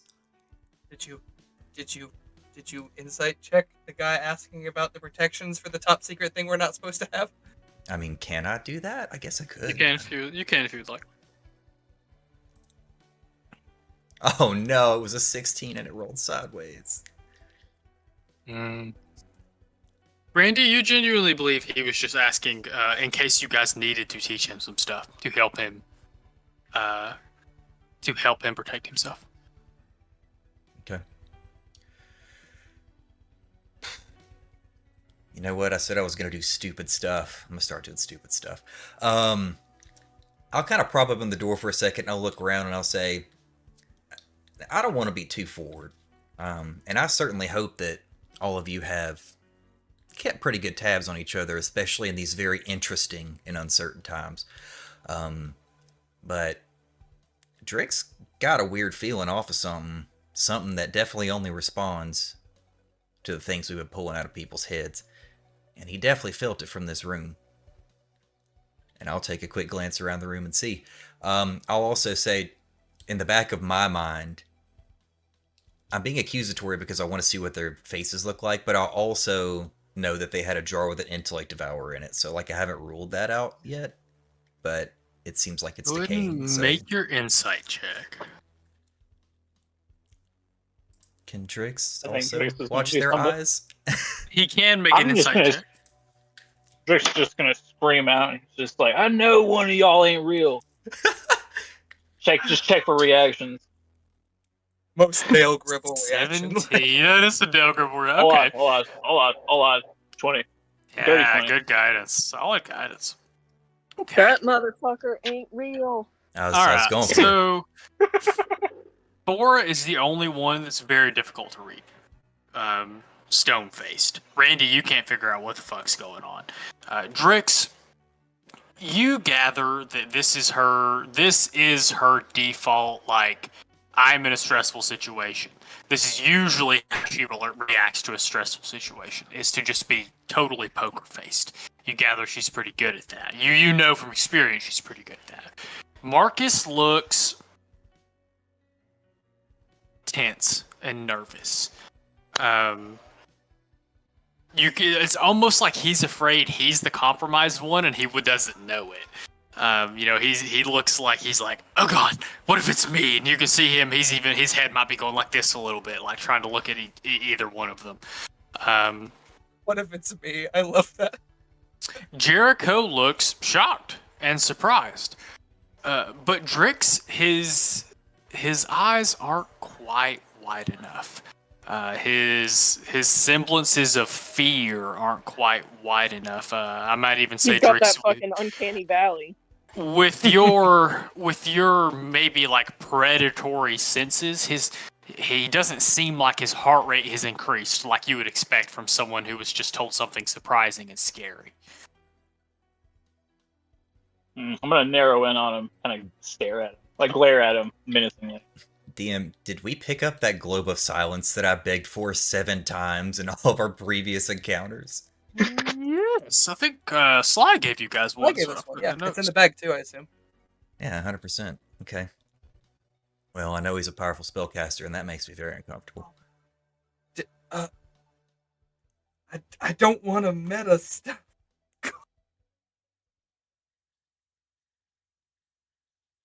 I mean, I'm either going to tell him it's him, throw the globe down so that he can't cast any spells and see what the heck happens, or, I mean, if you want to be meta about it, you got any other bright ideas, whatever. Not all I'm open. spells require verbal components. I mean, meta-wise, they sent multiple into Marcus's. Did they send any into Jericho's? Into Thora's? How did they get in the first place?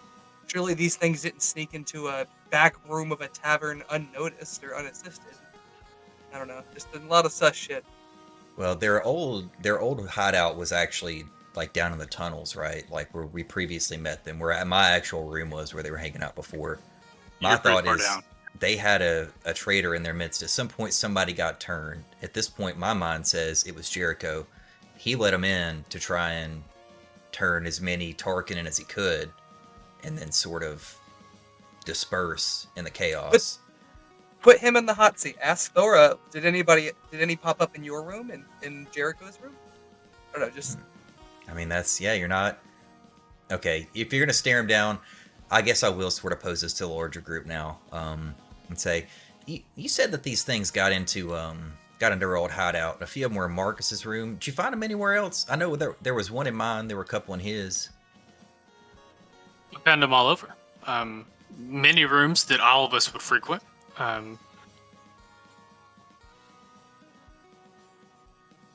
We didn't find any in my room specifically, but in many of the rooms that I frequent. Many of the rooms Marcus frequents.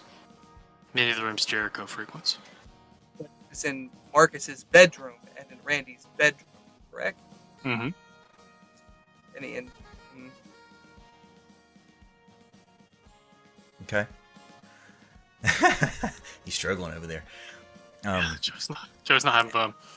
How'd you? I mean, I am having fun. It's just stressful fun. What do you mean? I'm having a great time. How'd you guys fend them off? It sounded like it was overrun. Did you just escape? Did you try to kill them all? We killed them as we found them. Once we found the first one in your room, we did a thorough sweep. They're Okay. not terribly difficult to kill. Fair enough. And did you check everybody out that was down in the hideout after this occurred? You can't know how long they might have been down there in the nooks and crannies before you discovered the first one, right? So she probably would have done something like this. She said, we did our best, short of ripping the Jericho brain checked out of... everybody. Yeah, that's a good... Jericho did to cast detect magic on me, on everybody that he could. We lined everybody up and had him cast the detect magic and detect... I don't know if he can do detect good and evil. I'm gonna be a cleric thing. Jericho scanned everybody for magic, and short of ripping everyone's brains out, it may be a little difficult to tell they've been infected. We did quiz everybody. Jericho and myself and Marcus included were quizzed by other members. Nobody failed any inspections. Oh yeah, that seems fair. We're fighters, right? Tarkinen. We're not patching people up too often. We got other folk for that. Primarily, it's just taking care of business. I'm proud of you for holding your own. And while I'm saying this, I'm going to shoot a message to Marcus and tell him that I feel very confident that Jericho has turned, and with him being a proficient spellcaster, somebody needs to grab the dude. And I will shoot a similar message to Thora to let her know what's about to happen. Okay. And I will ready if he tries to cast anything, I guess I'll ready the globe of silence to toss down near his feet best I can. Okay. Interesting. So what I'm going to do, because it's break time, so we're going to take a break. I'm going to make y'all sweat about this for a minute. Oh boy, welcome back, y'all. Some shit's about to go down. I'm not drunk enough for this, and that's okay. 10 minutes ago, on Spelljammer 998, Randy warned Thora and Marcus that something wasn't right in the room, and encouraged Marcus to grapple Jericho. So I like to think there's a couple of things that happen as you're sending these messages around. Thora glaring at you. You gather she's trying to respond, but because it's not message, you can't hear her, I don't think. She can't, does that make sense? She can't send her thoughts back to you, unless it says it establishes a psionic link. But I think you just broadcast messages, right? Like you broadcast your thoughts, essentially. Common telepathy. Let me check the feature. Because I think we've used it before as if you could, but... Instead, use telepathy, mentally transmitting your thoughts into a willing creature. A contacted creature doesn't need to share language with you, but must be able to understand at least one language. It just says the telepathic link is broken if the distance is more than 120 feet, or if either of you are incapacitated, or if either one of you mentally breaks contact, which to me implies that I have a mental connection with them. It's a two-way street. Drop that in the VTT. I would agree with that interpretation. Okay, that's interesting.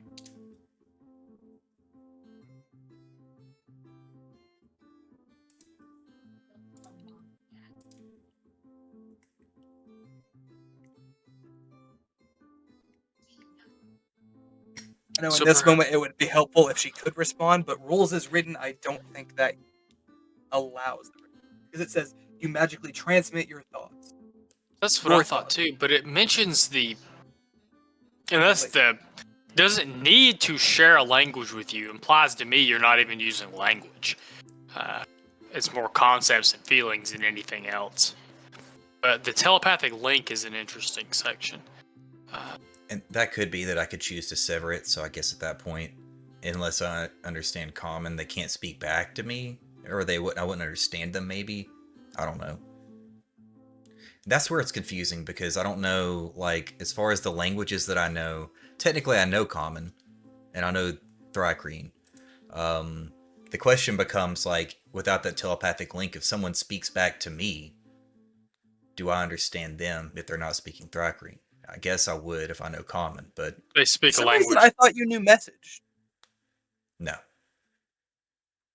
So I am going to rule based on reading that it seems like you're broadcasting thoughts. I will Google it fast just to. Well, what's that ability called? It's just called Thrycreen telepathy.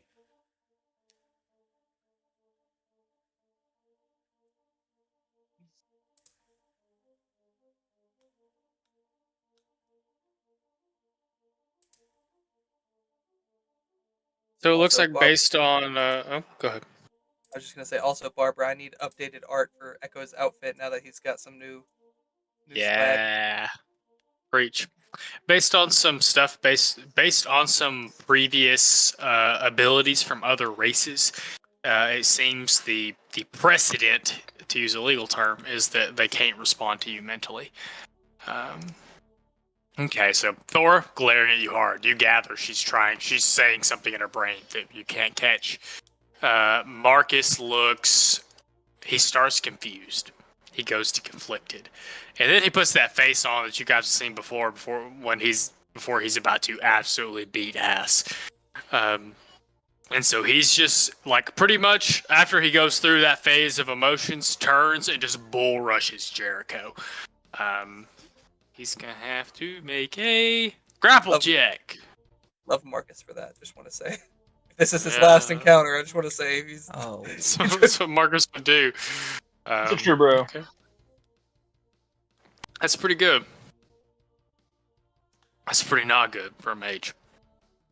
Okay. Bull rushes Jericho.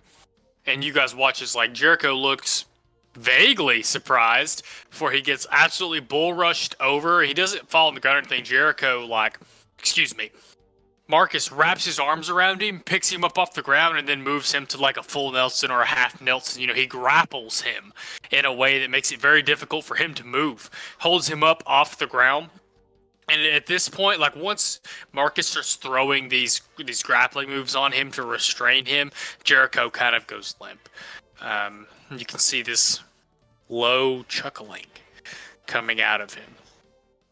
For as he speaks up, and Randy and Drix, you guys have heard this voice once before, coming out of Vimac. A ancient crackling voice filled to the brim with energy and malice. I am impressed, mortals. But it is unfortunate for you insignificant life forms you have found the first foothold. You guys watch as Jericho begins to change. Watch his skin bubble. His eyes burst and sockets begin to bleed as he is twisted and transformed into. I don't know if anyone would know. Any of you would know what it is.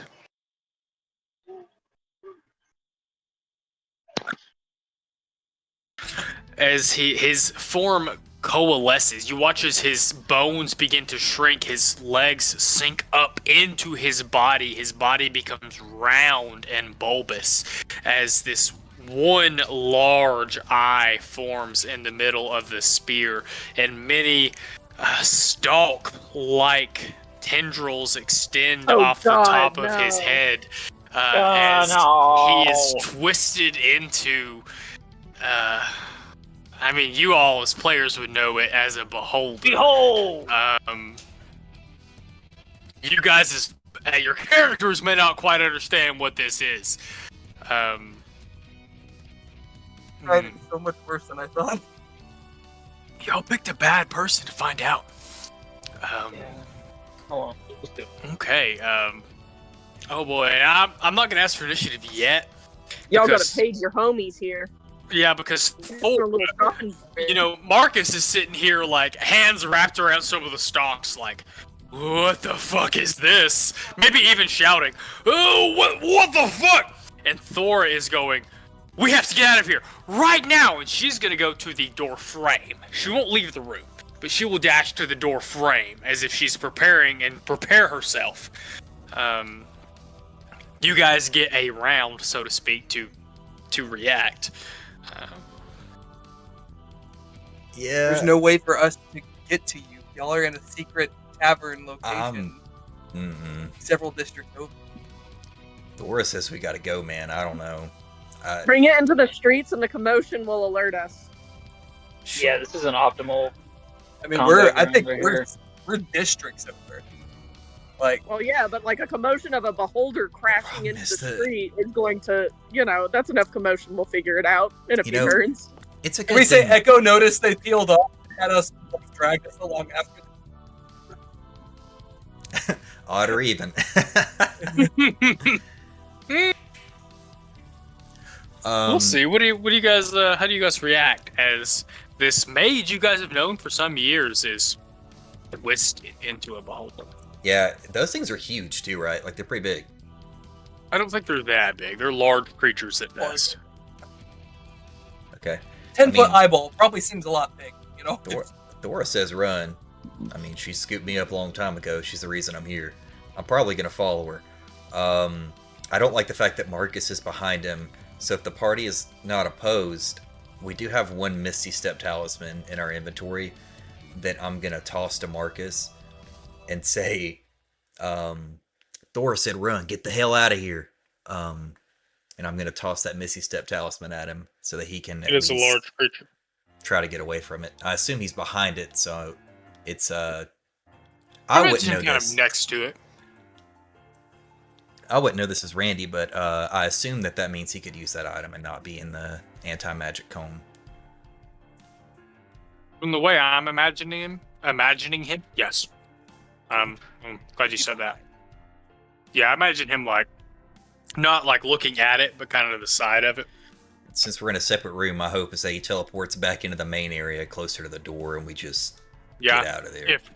If when you toss it to him, he lets go of the beholder, catches it, and of course, upon seeing Thora saying they need to get out of there, he's like, "Oh fuck!" He will use the talisman when he catches it to teleport out into the hallway. The beholder is going nuts. You can see this big maw-filled grin, and I like to imagine that. I don't think it technically gets to do multiple. Oh. 3, yeah, so it does 3 rays around. So like 3 of its eyes are blasting out these rays kind of all around the room. Is that your, you can still move for a turn technically if you want to. Yeah, I mean, I have bonus action dash, so I'm using that. I was going to use my action to toss him the okay. talisman and then bonus action dash just right out the door. Alright, Drix, what about you?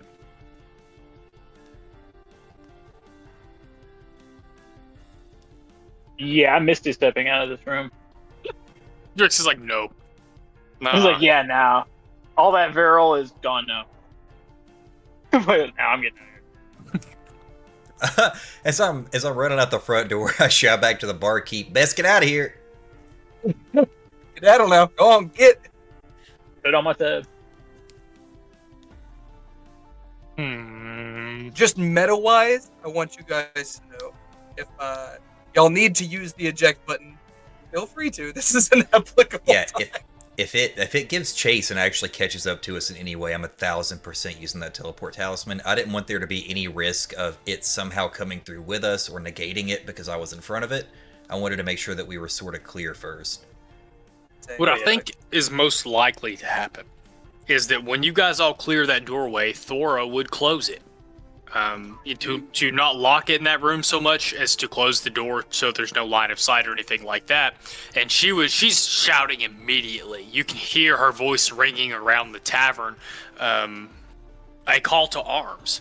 As many other Tarkanin members begin to rush towards her as she's making this call to arms, and within a couple of seconds, by the time you all get out of the room, there are people filing down that hallway, weapons in hand, to come help Thora, and they're kind of stacking themselves on the outside of that door. She's not lying to them by any means. She tells them immediately what's in there. She may not call it a beholder. She may just know legends of what this thing is.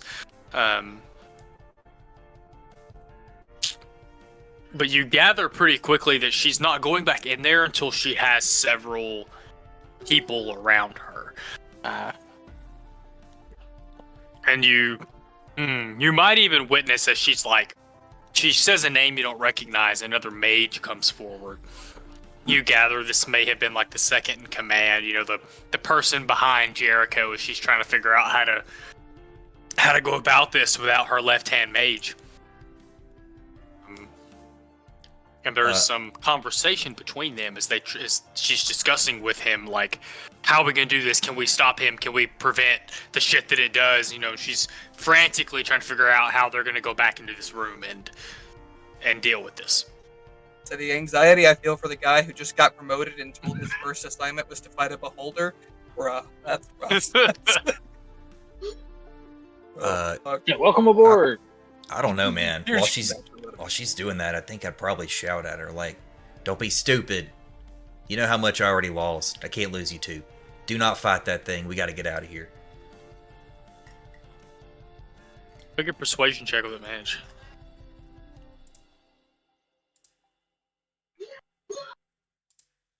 Gosh, rolls, I can't see that.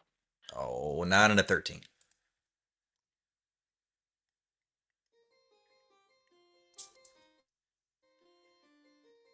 She looks at you, looks at Drix, looks at Marcus. Cracks the door and looks in it. And you watch as one of the beams that shoots out of its eye stalks passes over top of her head. You see some smoke and some hair singe. She shuts the door really quick, looks back at you. "I'm not happy about this." She orders a retreat. And you watch as what you assume to be many people sleeping in the inn, many people pretending to be staff, and many people pretending to be patrons, all file out of the inn very quickly. Her and Marcus do go last. They stay at the door, and while this is happening, you guys would hear the boom and the crack of the wood door as the beholder begins to throw itself against the door. They're pretty strong. It might break it down pretty quick. They're not that strong. It's trying to break it down. It's doing its best.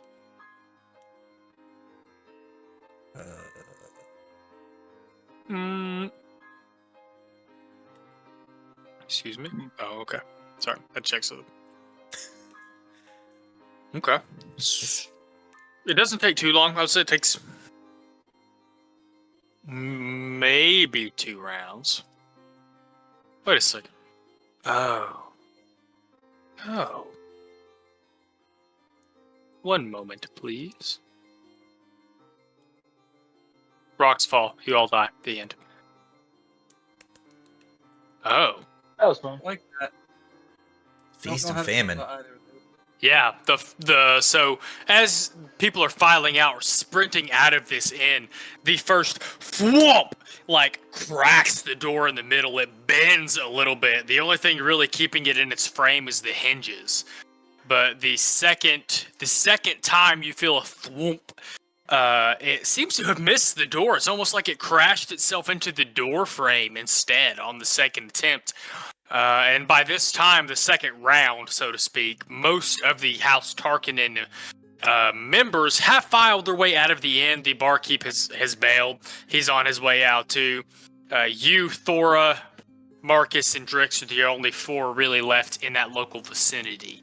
And you have a whole round to make your escape if you would like. I would like. Yeah, very much. I'm just gonna. Okay. I'm not gonna dash ahead of them. I am gonna have that talisman ready in the event that thing comes out and like it seems like it's pursuing in a way that we're not gonna get away from it. So I could try to get the crap out of there. I don't want to have to use it. Hopefully we don't need to, but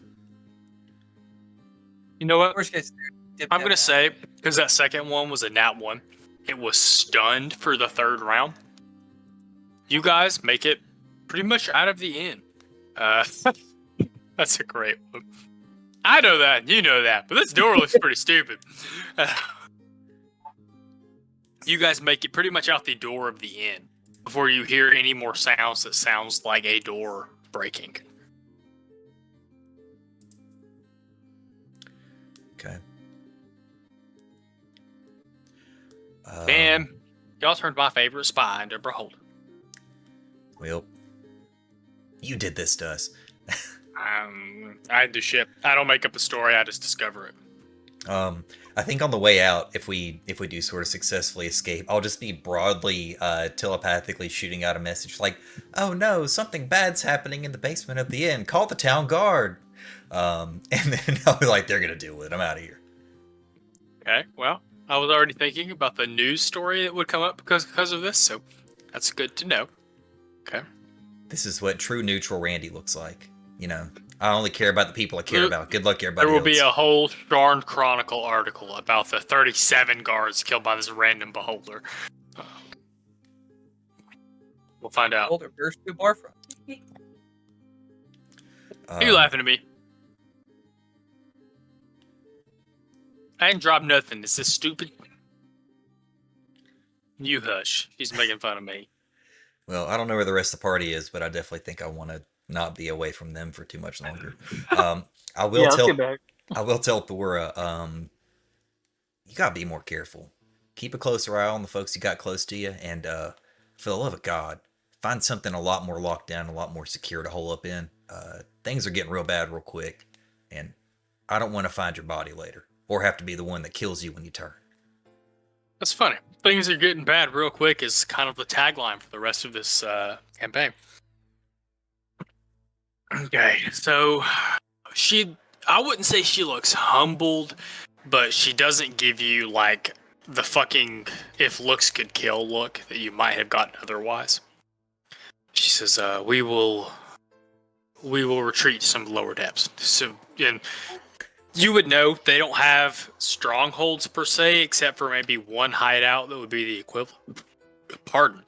That would be the equivalent. And she promises to pull everyone back to there, to get everyone strong-walled up, to check everyone again magically. She said, "Do you have any advice for weeding out any other moles?" This is you can tell she looks a little shook. Jericho was her third in command, for lack of a better term. She looks a little shaken by the fact that he had been compromised and then turned into something awful. I just say, well, we haven't really found too much definitive. Shortly after it happens, best we can tell, there is some sort of incision scar around the head, the base of the neck. If you encounter anything else that seems suspicious, don't just rely on one mage to check everybody out. Check the mage first, and then check everybody's head yourself. You'll see something unless they healed up mighty quick. At least, that's the best we know about them. We do our best. Marcus shakes, like, does the thing where, like, he grabs forearms instead of shaking hands. Grabs y'all's forearms and says, that's much appreciated. I Honestly, I almost shit myself when he turned into that thing. But, you hadn't got us out of there. You hadn't got us out of there. Hadn't got me out of there, it would have ended well. I mean it. You guys need help. You guys need crew, you let me know. I owe you my life. Might need that for later when we have to man the bombard. Just saying. Might take him up on that. We'll get there. A question for you before we part ways. Did we ever establish that Thor's dragon mark was enhanced in any way, or is it just like a standard dragon mark? I know we talked about that you could sort of like upgrade them, and hers was like very ornate on her chest. I don't think we ever established. Hers was on her shoulder blades, I think. Fuck, I'm dropping all kinds of shit. So you shut up, babe. Okay, so long story short, I learned today that dragon marks come in 4 tiers. A 1 tier, and the final tier is called Siberries, apparently. I would say Thora's tier is probably 3 or 4. Yeah, you sit down. You play your game. I don't want to hear it from you. Yeah, can you hear Megan heckling me? Well, no, I'm some here whiskey for like it. a woman. Oh, well, you shut the fuck up too, Joe. I'll fight you. I'll do it and DM at the same time. Yeah, she's gonna hit me with she's about to hit me with a champagne bottle. So if y'all see me collapse, that's what happened. I'm sorry, I should have told you to shut up. God damn it, she derailed my train of thought. How do I level up this thing? Slap my Oh, I'm sorry. I would say Thora is probably a 3 or 4 out of 4 for her tiers of Dragon Mark. How do you level up the thing? I think it's gem dust. Well, I have to think about that. Dragon Marks are different. I would say it's probably levels up through use more than anything else. There better be some champagne left in this motherfucker. But you have used several times. I use Booming Blade like every combat. Which is a result of that. And you don't have to do anything with it right now. I was just curious because I thought we remembered hers being a lot more ornate than what we were used to Hers was ornate, and that's tied to the tier. Right. Okay, no. I will hit you up about that over this next break, and we'll determine kind of what level it is. Sorry, did you just imply that you use Booming Blade through a dragon mark? Well, you guys don't know that, but I sure do. I don't know that either, if it makes you feel any better. Okay. No. We can get back to that. It sounds like y'all are going to tuck tail and run back to the party. Is there anything else y'all would like to do? So I'm making a cocktail. I'll be focused. You're opening that to everybody. I was curious if I find that item that I sent you. Either a +1 or a +2 version of it. Preferably +2. I know that'll probably be pricey, but... Have that still pulled up? Yes, I do. +2, rare. +2 is rare. Okay. So I will say you do find it since you guys are spending the whole evening shopping while this debacle is going down. Our friends are almost murdered. Not how I expected this session to go, and that's okay. It's been great. There's even more liquor in this one. I've got to stop. You gotta focus, my dog. I can't. It's not possible. I've spent all day trying to figure out how to focus. This has not happened. All right. A rare item. I'm going to say it would be... That's a strong item. A +2? Yes, sir.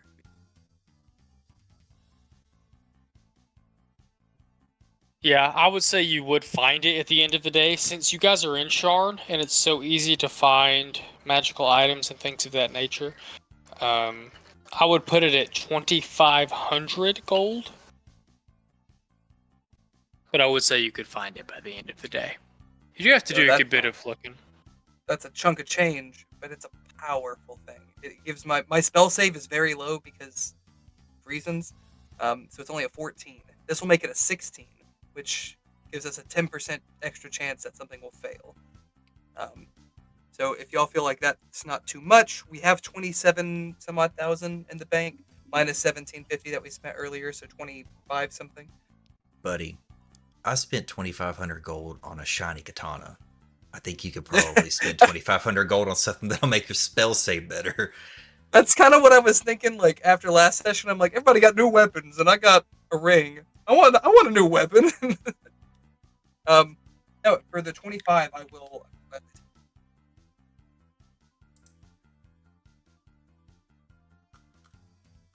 We own Tasha's, right? Yes. I think technically, like, you own the core books, and then I own Xanthar's Tasha and the other source book. I bought 2, I think. I bought Fizzbands. And I think I bought Fizzbands. Because I pre-ordered Fizzbands for some of the shit. It's really hard to tell now, because, like, we have, like, a 50% split between you and me, so it's hard for me to be like, I don't know who has what. Regardless, we should, eventually we'll have all of it one day, somehow. Dad and Dad have split custody of our D&D content. Yeah, which kind of sucks, but it's also kind of cool that all of you guys can build characters with shit that me and him own. Like, that's cool shit. I like it. I think it's neat. Even if I think Wizards of the Coast sucks. Anyway. Not gonna But get sponsor into that. us, please. Not the Give us soapbox money. here. Nah, screw that. Oh God, sponsor us, please. There is... just kidding, I'm not going to get demacked. Said what I said. On my every waking breath. That's such a solid intro. Love it. I said I don't have the mental fortitude to keep you guys on track. Can't even keep myself on track. All right. You got to send us home. Send you home? Yeah, y'all did. I'm assuming run back to the party. So there is some, like, I would think as you guys are on your way back, there is some screaming, maybe some very faint screaming by the time you guys hear it, back in that general vicinity. But Randy, you feel fairly confident that your little psionic messages stirred up enough fear to get some guards called. You might hear some cussing, some deep voices, maybe some voices you could convince yourselves are guards.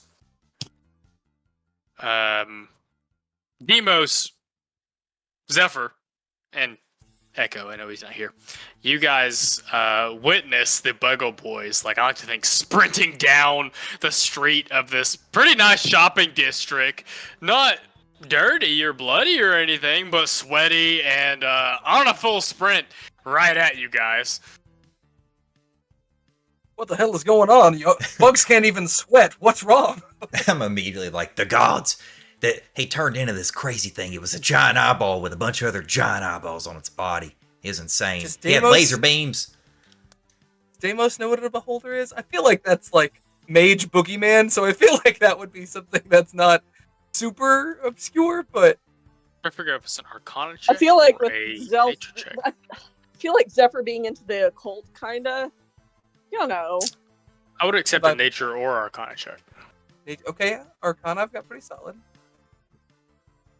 That's big 12. Let me see. Big 12. I keep describing it to give you advantage. Mine was an 18. Oh yeah, Zephyr knows that spooky or magic. I was shit. about to say, but between the two of you, you realize pretty quick what he's talking about. He is talking about a beholder. You know, a spellcaster's bane. Hey, so listen, you guys remember our pal Jericho? The one that piloted the ship that one time? Listen, he had a chip in his neck. We discovered it on our way out. We went back in. We confronted him. He turned into one of those things. It was the craziest thing I've ever seen. And honestly, I didn't want to fight it. And I'm not scared of much, but I was scared of that. I don't blame you in the slightest. No, beholders. So is it still there? Well, I stick my hand up to like an ear hole to listen in the distance. Like, listen, I got my people out of there, and I alerted the guards on the way out. There's a good chance that there are a lot of dead civilians, whatever you want to call them. 37, I would guess, at a minimum. Yeah, we didn't hang around to check. Fascinating. Should we help? Go rescue people? Like, they're pretty bad. I'm torn between like, now that we're all together, should we fight it or should we just let it be somebody else's problem? Well, I got fancy new boots. I got a I mean, book. we're fully disengaged.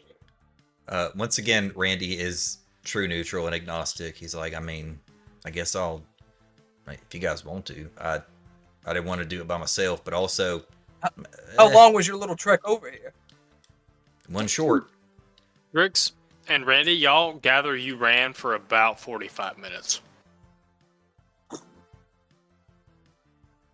I reckon it probably won't be by the time we get back where I came from. It was not a short jog, and I ran That a lot. and I ran so far away. So what's I very was concerning running. about them, if he was one of them, they know about A1.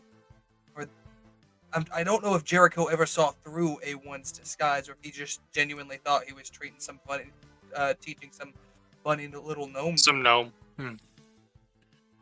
But that draws that- that possibility into the sphere of the realm. In conveying all of that, I will also Very let the party astute of know, you, like, Joey. it seems that questioning them about their memories as who they were does not, like, single out somebody from being taken over or not taken over, because he very much remembered all the things that we did together, and he was surprisingly convincing. Well, the chips are different from traditional intellect devour. The chips, I feel, are more of a control that will allow you full thing. Now, intellect devourers can consume memories, but it takes time. Right, Um, right, right. This is No, but my so- concern was that the ones we saw when we fought Yapoth, they looked dead behind the eyes, like they weren't really there anymore. You can tell. You're right. He looked very much like himself. He sounded like himself. Oh boy. Well, we have a hell of a situation on our hands. Oh, and I guess Now- I'd also close the loop on Vimac a little bit and say it sounds like he was probably chipped too, because the same voice that came out of Vimac came out of him before he turned. Really? Oh, that's good to pick up. Okay. Oh fuck. We are in the middle of some shit. Now Joey realizing how balls deep the party is in some bad shit. Do we have any contacts with Vulcan's Legion? I know we've asked that before. You guys have been there a couple of times. You don't have anybody I think you could message. You technically talk to someone sitting at the front desk. You could try to message that person, I guess, if you really wanted to, but you don't know any. Yeah, you don't know any like bona fide NPCs that are part of Vulcan's Legion. Oh, and I would And also he's mention technically that, not affiliated with them. He's not a Vulcan's Legion's member. He just hires them when he needs goons. I would make statement that oh Jesus, sorry. I was gonna say something, I lost my total train of thought. Anyway, I like where your brain's at. If we could at least get to the leader of Vulcan's Legion, whoever that might be, and let them know that somebody's infiltrating their ranks, that might be helpful to slow it down. But We also have to take into consideration the fact that the leader and whoever we talk to may already be infected. oh, now I remember what I was gonna say. Speaking of A1, he did bring him up more than once and had a few questions about him. So you're probably onto something. Not only do they know that something exists that's with us, they were curious about the warden that's on him, how he's protected. I would not put it past them to try and come for him at some point.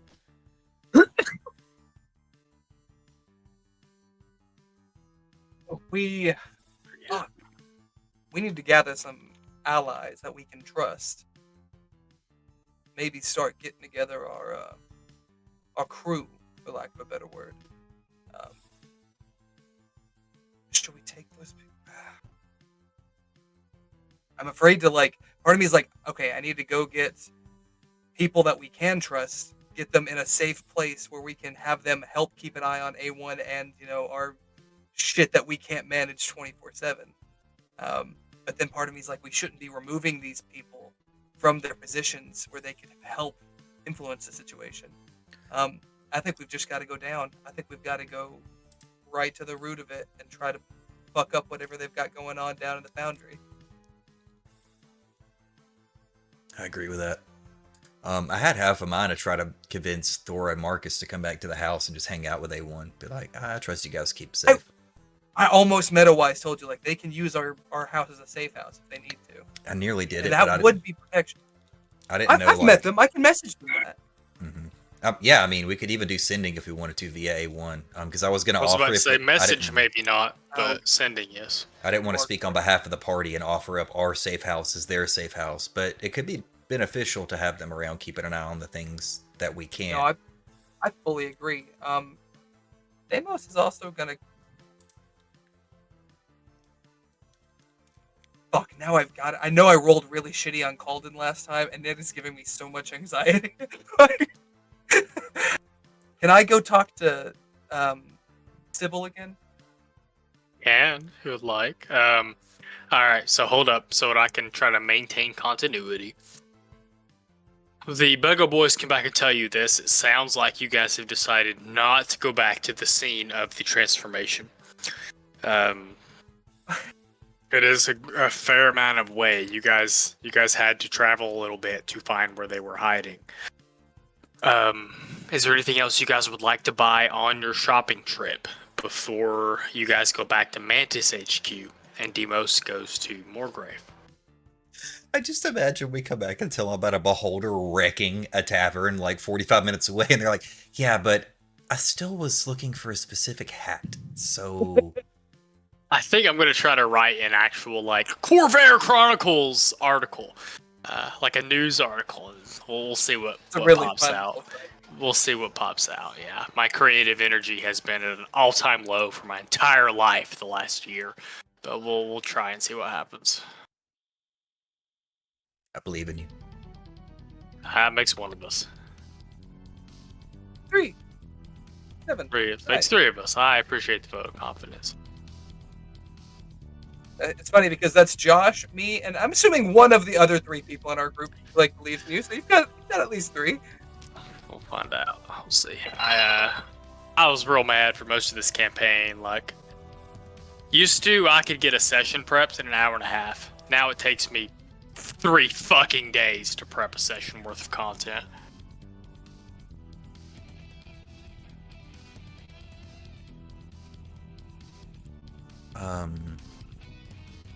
Aside from, well, sorry. I'll try to get us back on the rails just slightly. If nobody else wants to do any shopping, I'm totally down to go back to the house. I might use A1 to send a message to Thora and Marcus and just let them know, like, I wanted to offer, but I wanted to wait and talk to the rest of my friends first, make sure you're always welcome at our place. And we got a lot of rooms, and it's fairly secure, but I feel at this point we should look at beefing up the security a little bit more. It never hurts to have a couple extra bodies around and keep an eye on things and make sure we're all safe together. Maybe they could even tell them, like, not just Marcus and Thora, but once they're secure, once they've checked everybody, they can bring their people here if they need to for a temporary hold. That gives us a built-in guard force. That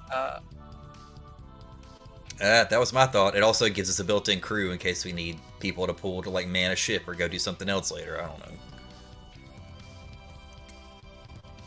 Balls deep in our cannon. Should we check Bree and Vera and all the other contacts we've made? God damn it, I'm so... We're gonna spend 3 sessions just, like, traveling all over this place and just, like, interrogating and then trying to check people's necks. I expected y'all could spend this whole session checking people. I did not expect y'all would figure out Jericho.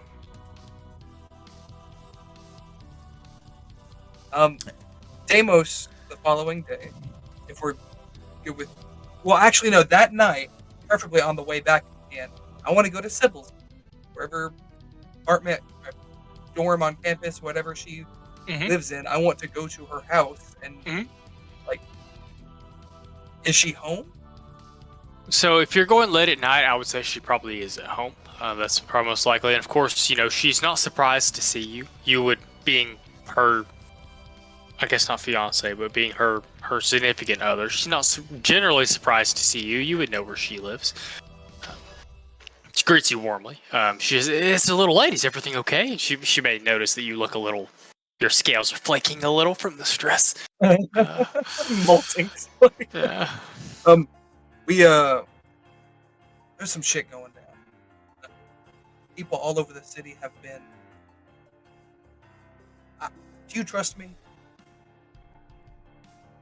She does that thing where, like, you know when a girl panics because she thinks you just asked a question that pertains to asking to marry her? She does a little panic thing for a second. She goes, yes. Take a seat. I'm gonna have her sit down. I'm gonna go behind her, and I'm just gonna gently tilt her head a bit and get a very thoroughly inspect her neck area. I don't know what kinky thing you're trying to get into now, Demos, but we should really talk about this first. You can make a perception or an insight check if you would like. Oh, either one is great. Insight's a +2. I think if you propose to her, her reaction might tell you enough. Okay, 19. I feel good about that. I feel like the Baptist in me should rail against your cross-racial relationship here, but Evan doesn't really care. So, 19. You cannot see any scars, or anything on her neck. She's not a fighter, so she would not have, any other scars or anything like that. Her neck looks clean. Looks very biteable from Demos' perspective, but I'll cut myself off there. Just imagining the Dragon Maw would actually not be that. I've been wondering all campaign how that works, but I've just not been letting myself go down that rabbit hole. All I can think of is that fucking bit from Critical Role where Orion says it's retractable, and I'm like, why did you have to put the thought in that? You knew it on command. Oh, right, anyway. he kills me, dude. Anyway, so I will fill her in on that there are people who are chipped and intellect powers, and people who are being controlled by something. Oh, I see you're gonna make her complicit in all this. Heard. Oh yeah. Well, I'm gonna ask her if she would like. You should look at taking some time off. I don't know who on campus is the top. So why don't you come hang out with a few of our friends at our place? We've got some very well trusted. Keeping close. You said very well trusted. I didn't hear the noun you chose to use there. Very well trusted compatriots. Mm-hmm.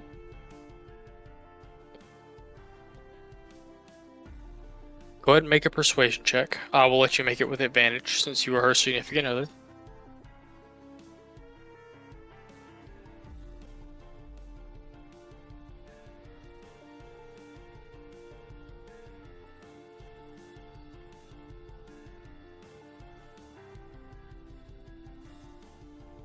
Ooh. Alright, better. You're muted, by the way. Also. Yeah. Oh, that's what. Right, I hit my enter button. It mutes you. I didn't know that. Also, if I ever decide to make a French 75 or a French 95 station again, y'all remind me that's a terrible idea. I'm still so sticky. I wash my hands at break and everything. Anyway, 17 is high enough. She can tell, kind of based on your attitude and the way you're acting, that you're very stressed. Or, well, is that accurate to say for Demos? Very stressed?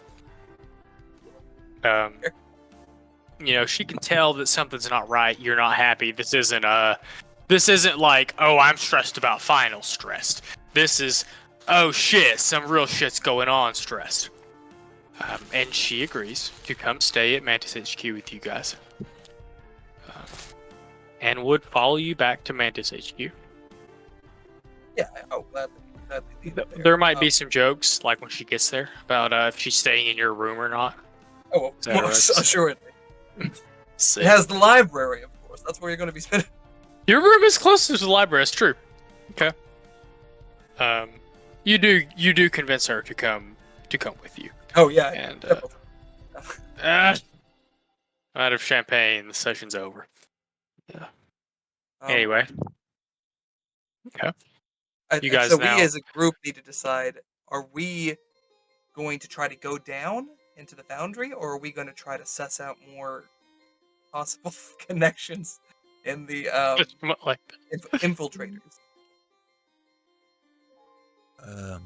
We're taking a vote. I vote we go ahead and head down.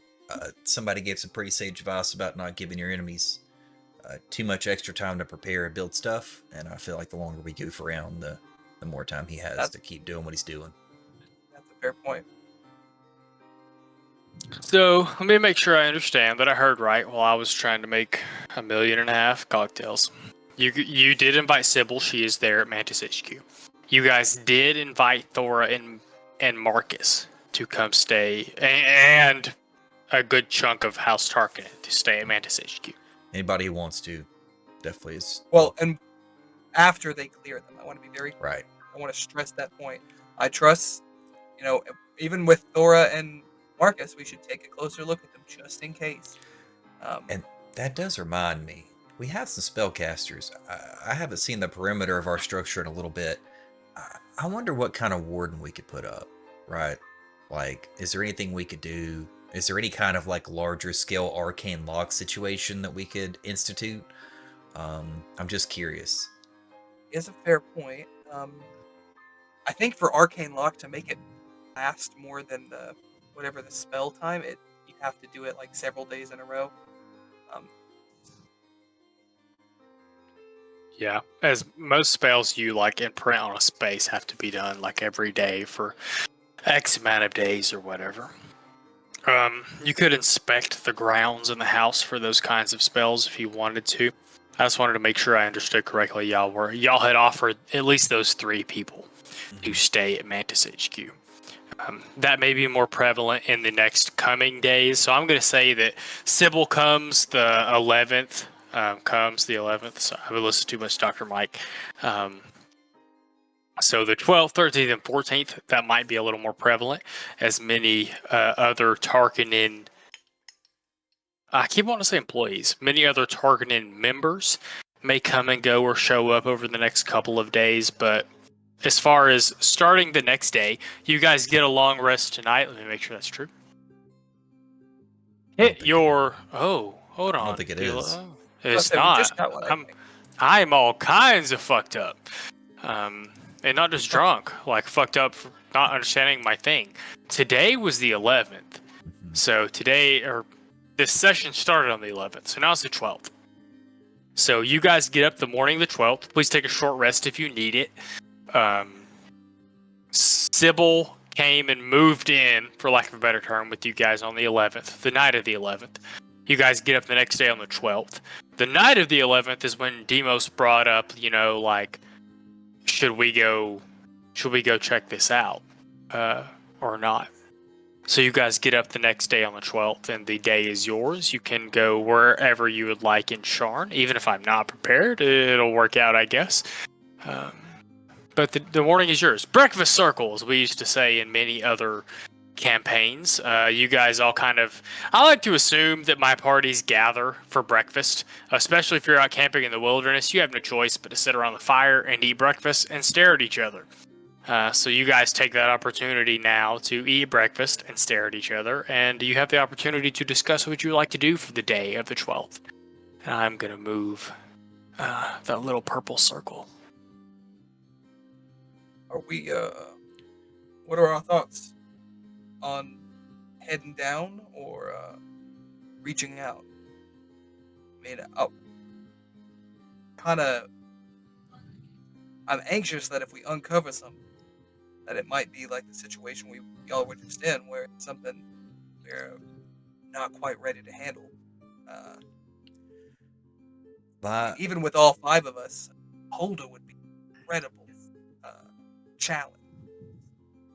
My biggest fear with going and investigating more people is that we just kill more time. Like there's more time for whatever's spreading to continue spreading. Now, I don't think that heading, because we know he's not down there, and I also don't think that he's like the head of the snake. Pretty confident in that. We could go down there and try to head off whatever he's doing. It would take us a while to we could teleport to the rock, because it sounds like maybe whoever's actually responsible for this stuff is operating down there, the unknowable one.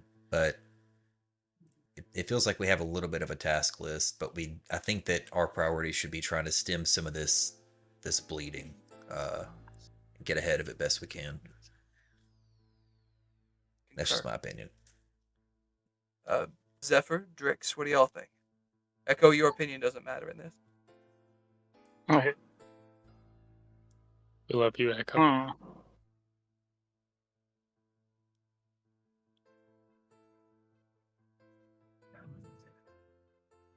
Heard you, Drix, but I didn't hear an opinion.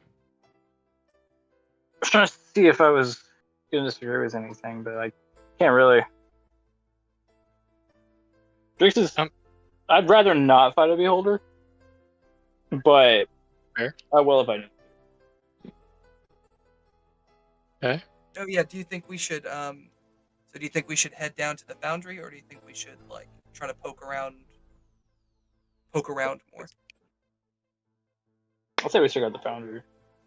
Yeah, I feel like if we're poking around more, we're gonna run into more yuckies. Or spooky shit? Huh. It's like a plausible deniability. If we don't find out that anybody else is taking over, we don't have to kill them. So we could just go down to the foundry and see what's going on. That's a problem for tomorrow. A problem for 2024 demos. It is 2024 then. Time doesn't exist for me. I don't go anywhere. Hey, I like this little family that we built at our headquarters. Speaking of liking, you should like and subscribe to our channel. Oh, You get the grand highlight. Bravo. It's funny, I was thinking about throwing one out earlier, but it was during an intense moment, and I was like, I don't want to ruin the moment.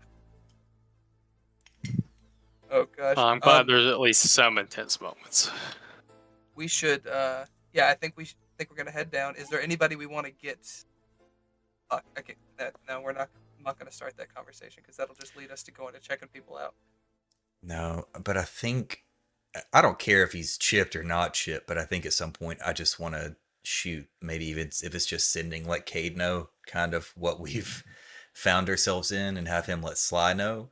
Because I think that even if they're chipped, it doesn't matter. Like, the chip things know that we know. We let the beholder live and they can communicate with the rest of them, I guess. So it's more like, if they're not chipped, they can let other people know and maybe be on guard, help suss things out, and try to stem the situation a little bit. That's just my opinion. Stop it. Stop doing that. I'm not going to go talk to Cade in person. I'm not going to look at his neck. I'm just going to send him a message and let him know what we're dealing with. Pretty rough last we saw him. He did look stressed the last you saw him. Tell him to stop smoking. Just yeah, go he kill him. did, didn't he? Maybe we should just check Cade. You said you want to send him a message. Are you going to send him a sending with A1, like in that morning of the 12th? I think so, yeah. And I mean, I'll wait a little bit. Can they respond? I assume you can respond to sending. Can you? Sending does allow you to respond. Okay. Yeah. I know message does. You can respond with this message, but I don't know about sending. Continue, Randy. Technically, like, the party says that, but they're using the sending spell if it's over a long distance.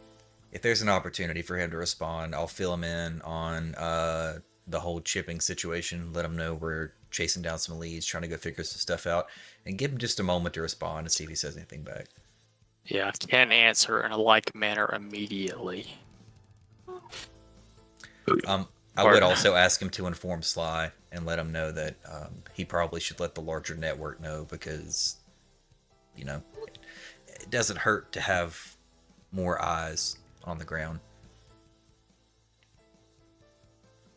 Again, so since you're sending this through A1, you know, he sends the message, you tell him what to say. After he sends the message, he comes back, and again, like Cade's voice comes out of A1. He mimics his voice to return the response.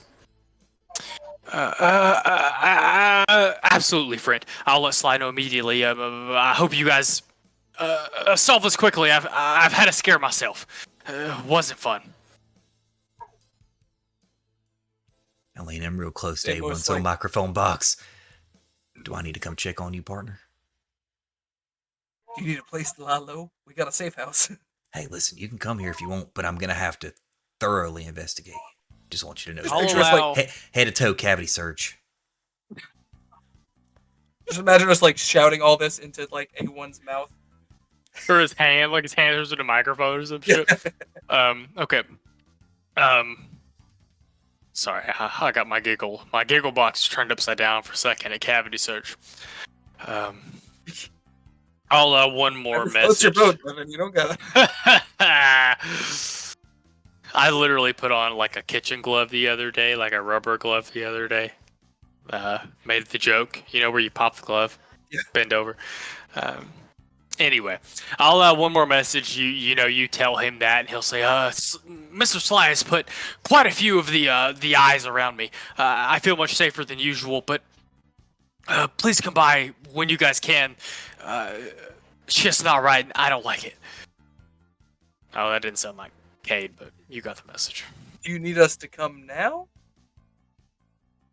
I'm going to say that A1 says that he is having trouble sending any more messages after that. Oh, don't tell me that. Oh, like his spell slots are out? Yeah, sort of. Damn it, we shouldn't have gone straight talk. I knew it. Just gotta upgrade. It's more about like the back to back communication thing. A1, yeah, I think in a little, with some time, I could send another one. Okay. Well, I guess we can decide real quick. Do we want to go swing by and see if, Cade's still Caden? Or do we just want to go on down the hole?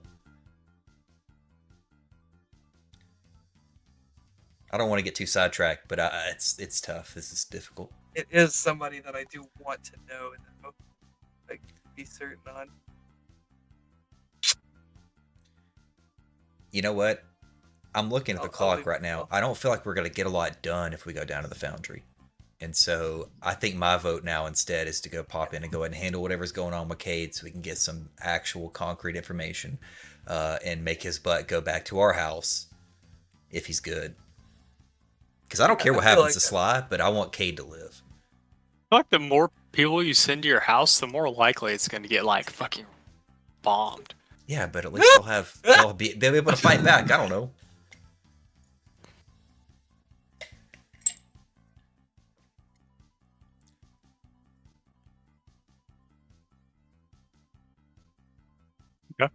That's up to you guys. Do you want to go down to the foundry? The Cogs, it's called. Do you want to go down to the Cogs of Shard, or do you want to go check on Cade? Do Cade, I guess, for time's sake. Cade? Or two Yeah, Cades? second Cade, yeah. As a third There you Cade. Sorry, Barb, your vote doesn't matter. Echo 'Cause wanted there's to only go to four the of you. foundry, but he's That's okay. Zephyr doesn't care about any of these people. It's fine.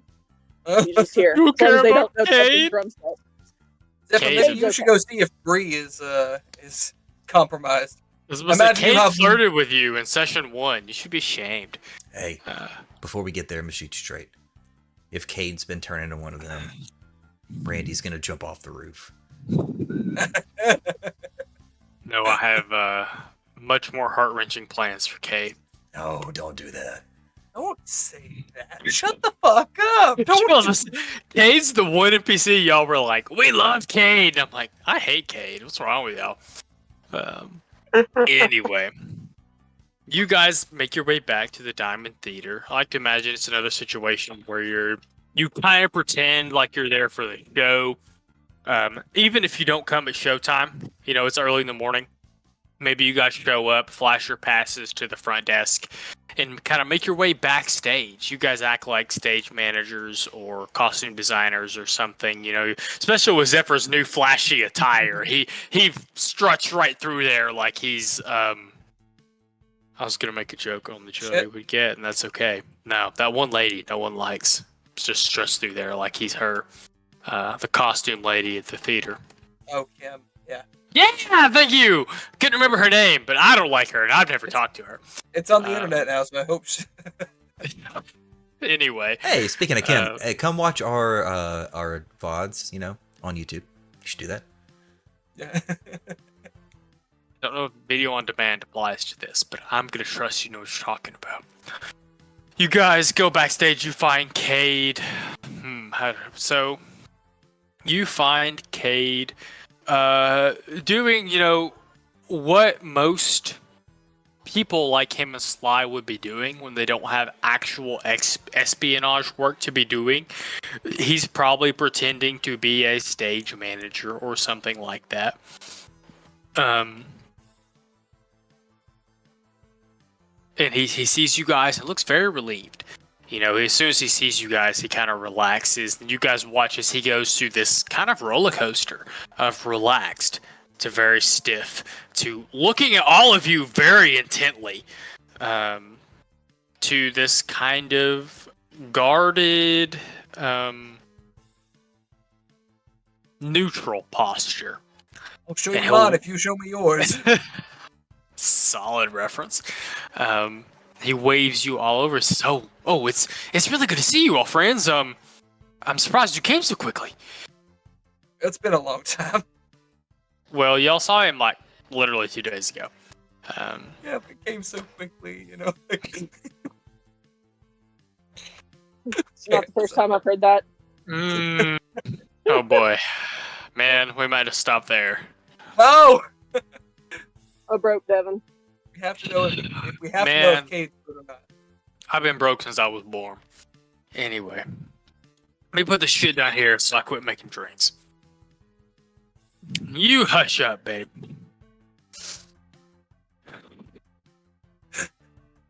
This and you guys can tell pretty quickly.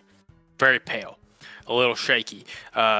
Not paying a whole. You guys, if a perceptive person like Drix might notice that he has like a sheet. He's making like a list. He's making of props. It only has like 3 things on it, which is not nearly enough props. He says, I'm really glad you guys all came so quickly. This is not. You guys have a minute. Can we go up to y'all's box, please? Absolutely. I'll go to the box any day. God damn it. I guess I'll make it so easy for y'all. He leads you guys up to the box. This is a little unusual. Usually him and Sly want you guys to meet in the box during showtime, like you're watching a play. Brings you up to the box. As you guys learned last session, Sly has enchanted this box with several enchantments. You guys can't be scryed on, you can't be overheard, you can't teleport out, you can't teleport in, things like that. Once you guys all file into the box, he shuts the door and looks around. You guys watch him immediately take a cigarette out of his duster pocket and light it up and start smoking. I slap it out of his hand. Don't kill yourself, dingus. He looks like at the cigarette back to you. The cigarette back to you. You've been through what I've been through, partner or friend. You'd be chain smoking too. Hey, I watched one of my close friends turn into a beholder. What? You heard me. I've been through a lot, buddy. Stop I smoking. think a minor illusion, like the illustration from the Dungeon Master's Guide, because that's the book The I've read. beholder. I think this is the part where Cade goes from kind of pale to like sheet white. He like slumps down. He goes from leaning against the wall to sitting on his ass up against the wall. He says, the other night I was attacked. I thought they were going to get me. I thought they were going to take me away. And he essentially gives you guys a quick story of how he was coming home late at night from the theater one night, and a rather large Warforged-like thing jumped him. 2 of them, and nearly knocked him out. And the best that he could understand from the altercation, nearly drug him away. He says, I have no idea what's going on. I have to assume it's has something to do with that shit we've been looking at, me and Mr. Sly. And to be honest, I don't know if he's involved or not, and I'm fucking terrified, y'all. I didn't know who else to talk to, and at this point you can see he's like fumbling for his cigarettes that are still on his person. I guess you just knocked one of them off. He like takes one out, looks at Randy, puts it back in the pack. And he's obviously pretty frazzled from the experience. Sly normally pours a drink. I'm gonna in my head canon, assume that there's a bottle of whiskey in the middle of the table, and I'm gonna pour him a drink and slide it over. Say it's not much better, but it's a little better. You put y'all down in the theater for fun. I gotta remember to put y'all in the right place for this Roll-20 bullshit. Did he just imply that he doesn't trust Sly?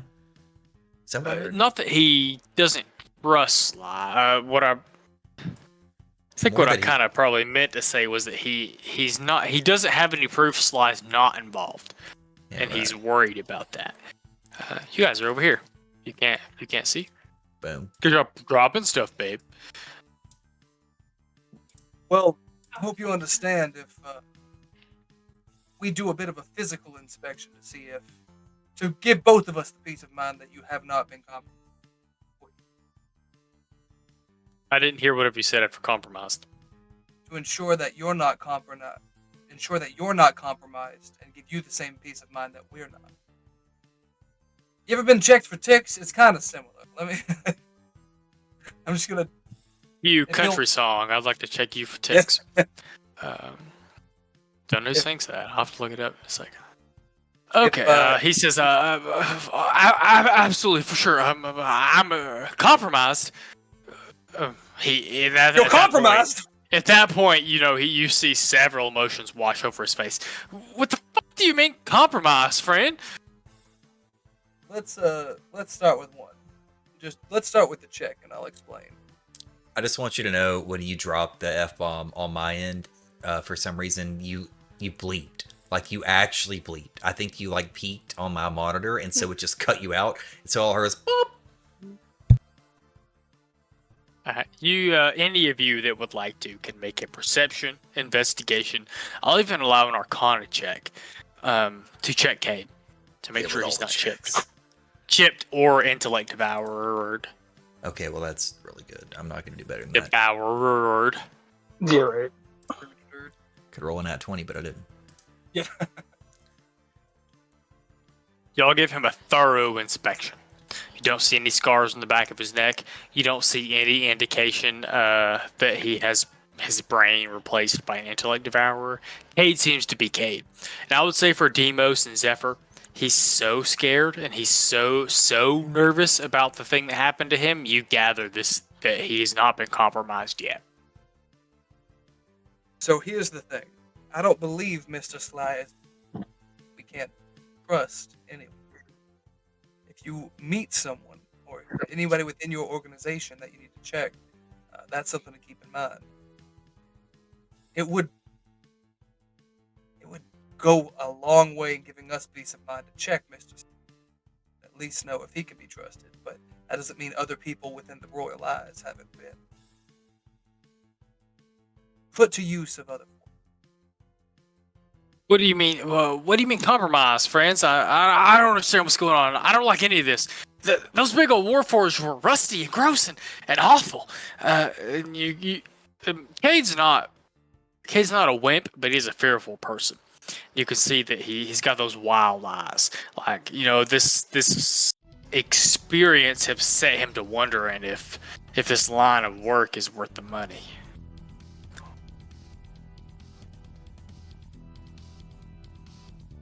Well, it ain't, but If you're considering retiring this line, we can help provide you. But Or help provide you. I didn't hear the end of that. help provide you some protection. Let me push your microphone a little closer to you. This is actually not my mic. I forget your. Boom. You like retract? Sorry? Retract your little arm here. Retract it now. I mean, I can pull it away, but it doesn't. It'll Mine it'll goes bend back. I have a headphone here. I see. Oh, that's cool. Anyway, Hmm, that's better. You're much louder. I'm wondering if we should have him. We should just send him to the house now. I know that's stupid because we're sending just everybody there, but I feel like the more people we have there that we know aren't compromised, the safer they are in numbers, and the more control we have over Zephyr. Actually, not Zephyr. Excuse me. A1. Devin's making eyebrows and making me nervous. Zephyr. Or I mean, we're what controlling security do you guys have at Mantis HQ that protects them?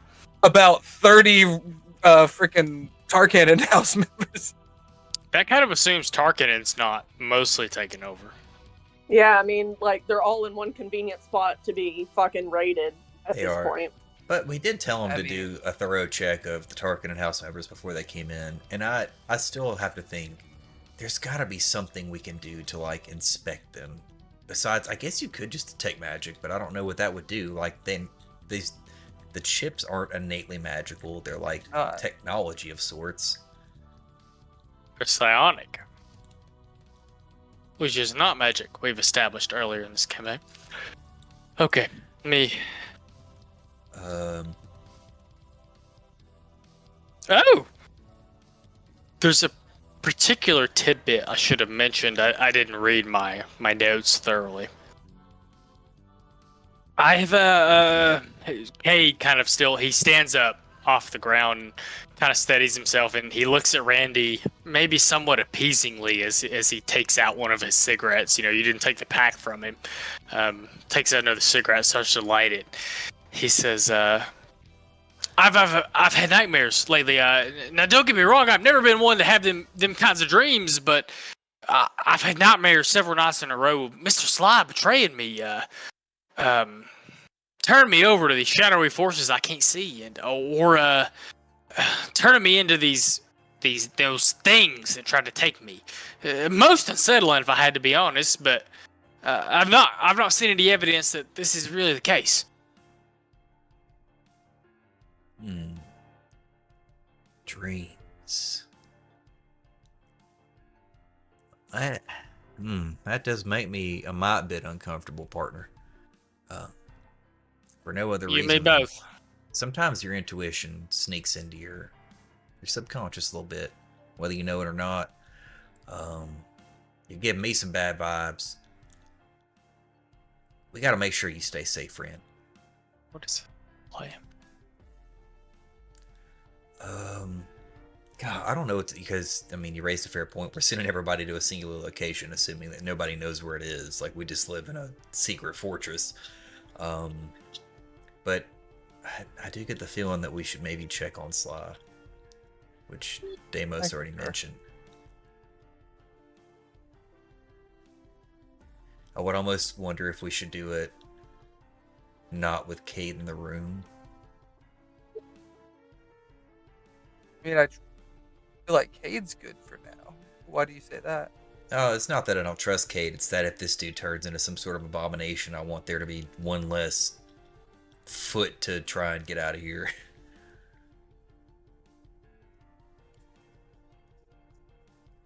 But I don't know. That's not a bad idea. Maybe have him close to the door, or I feel like if we ask to meet without Cade, that might be a little bit of a red Now, flag. I think it's more like I was thinking more like Cade calls him up here right now, and then we ask Cade if he wants to step right outside the room. Yeah, but as Sly's employee, do you think Sly will read into that, or I don't know? Well, if we inform him beforehand, like, hey, when Sly comes in, why don't you step out real quick? I will mention, Sly. I'm piddling with shit and threw it across the desk. Sly had informed you guys at one point. He told you that if you didn't particularly trust him, you could just interact with Cade. You gather this is why he gave you guys a sit rep last session by himself. So there is a little bit of Sly is aware you may not trust him, and that you may want to interact with Cade. He may or may not make some kind of assumptions based on sending Cade out. Just wanted to highlight that. Y'all had a similar conversation with Sly about that. No, That's- I remember. I'm just thinking, like, if we tell Cade right now, like, hey, call Slide up here, why don't you step out for a second? Like, before Slide gets up there to be like, hey, we're telling Cade to get out once you get here. I mean, I'm not even so worried about having him out. Just I think having him like toward the door and that, like, you know, on the other end of the room from Sly would be enough to, because either we're gonna have to fight Sly or whatever he becomes, or we're gonna have to try to bolt ourselves. That's fair. And might be worth keeping him at more than arm's length, if you catch my meaning. Yeah, plus we can keep an eye on him. Fair Yeah, enough. let's tell Cade that we want to talk to Sly. We want to clear this suspicion. Is he here in the theater now, or is he accessible? Guess you'll have to wait till next week to find out. No! It's only For 12. the record, I hate you. I hate you for all of this. I gotta make y'all sweat somehow.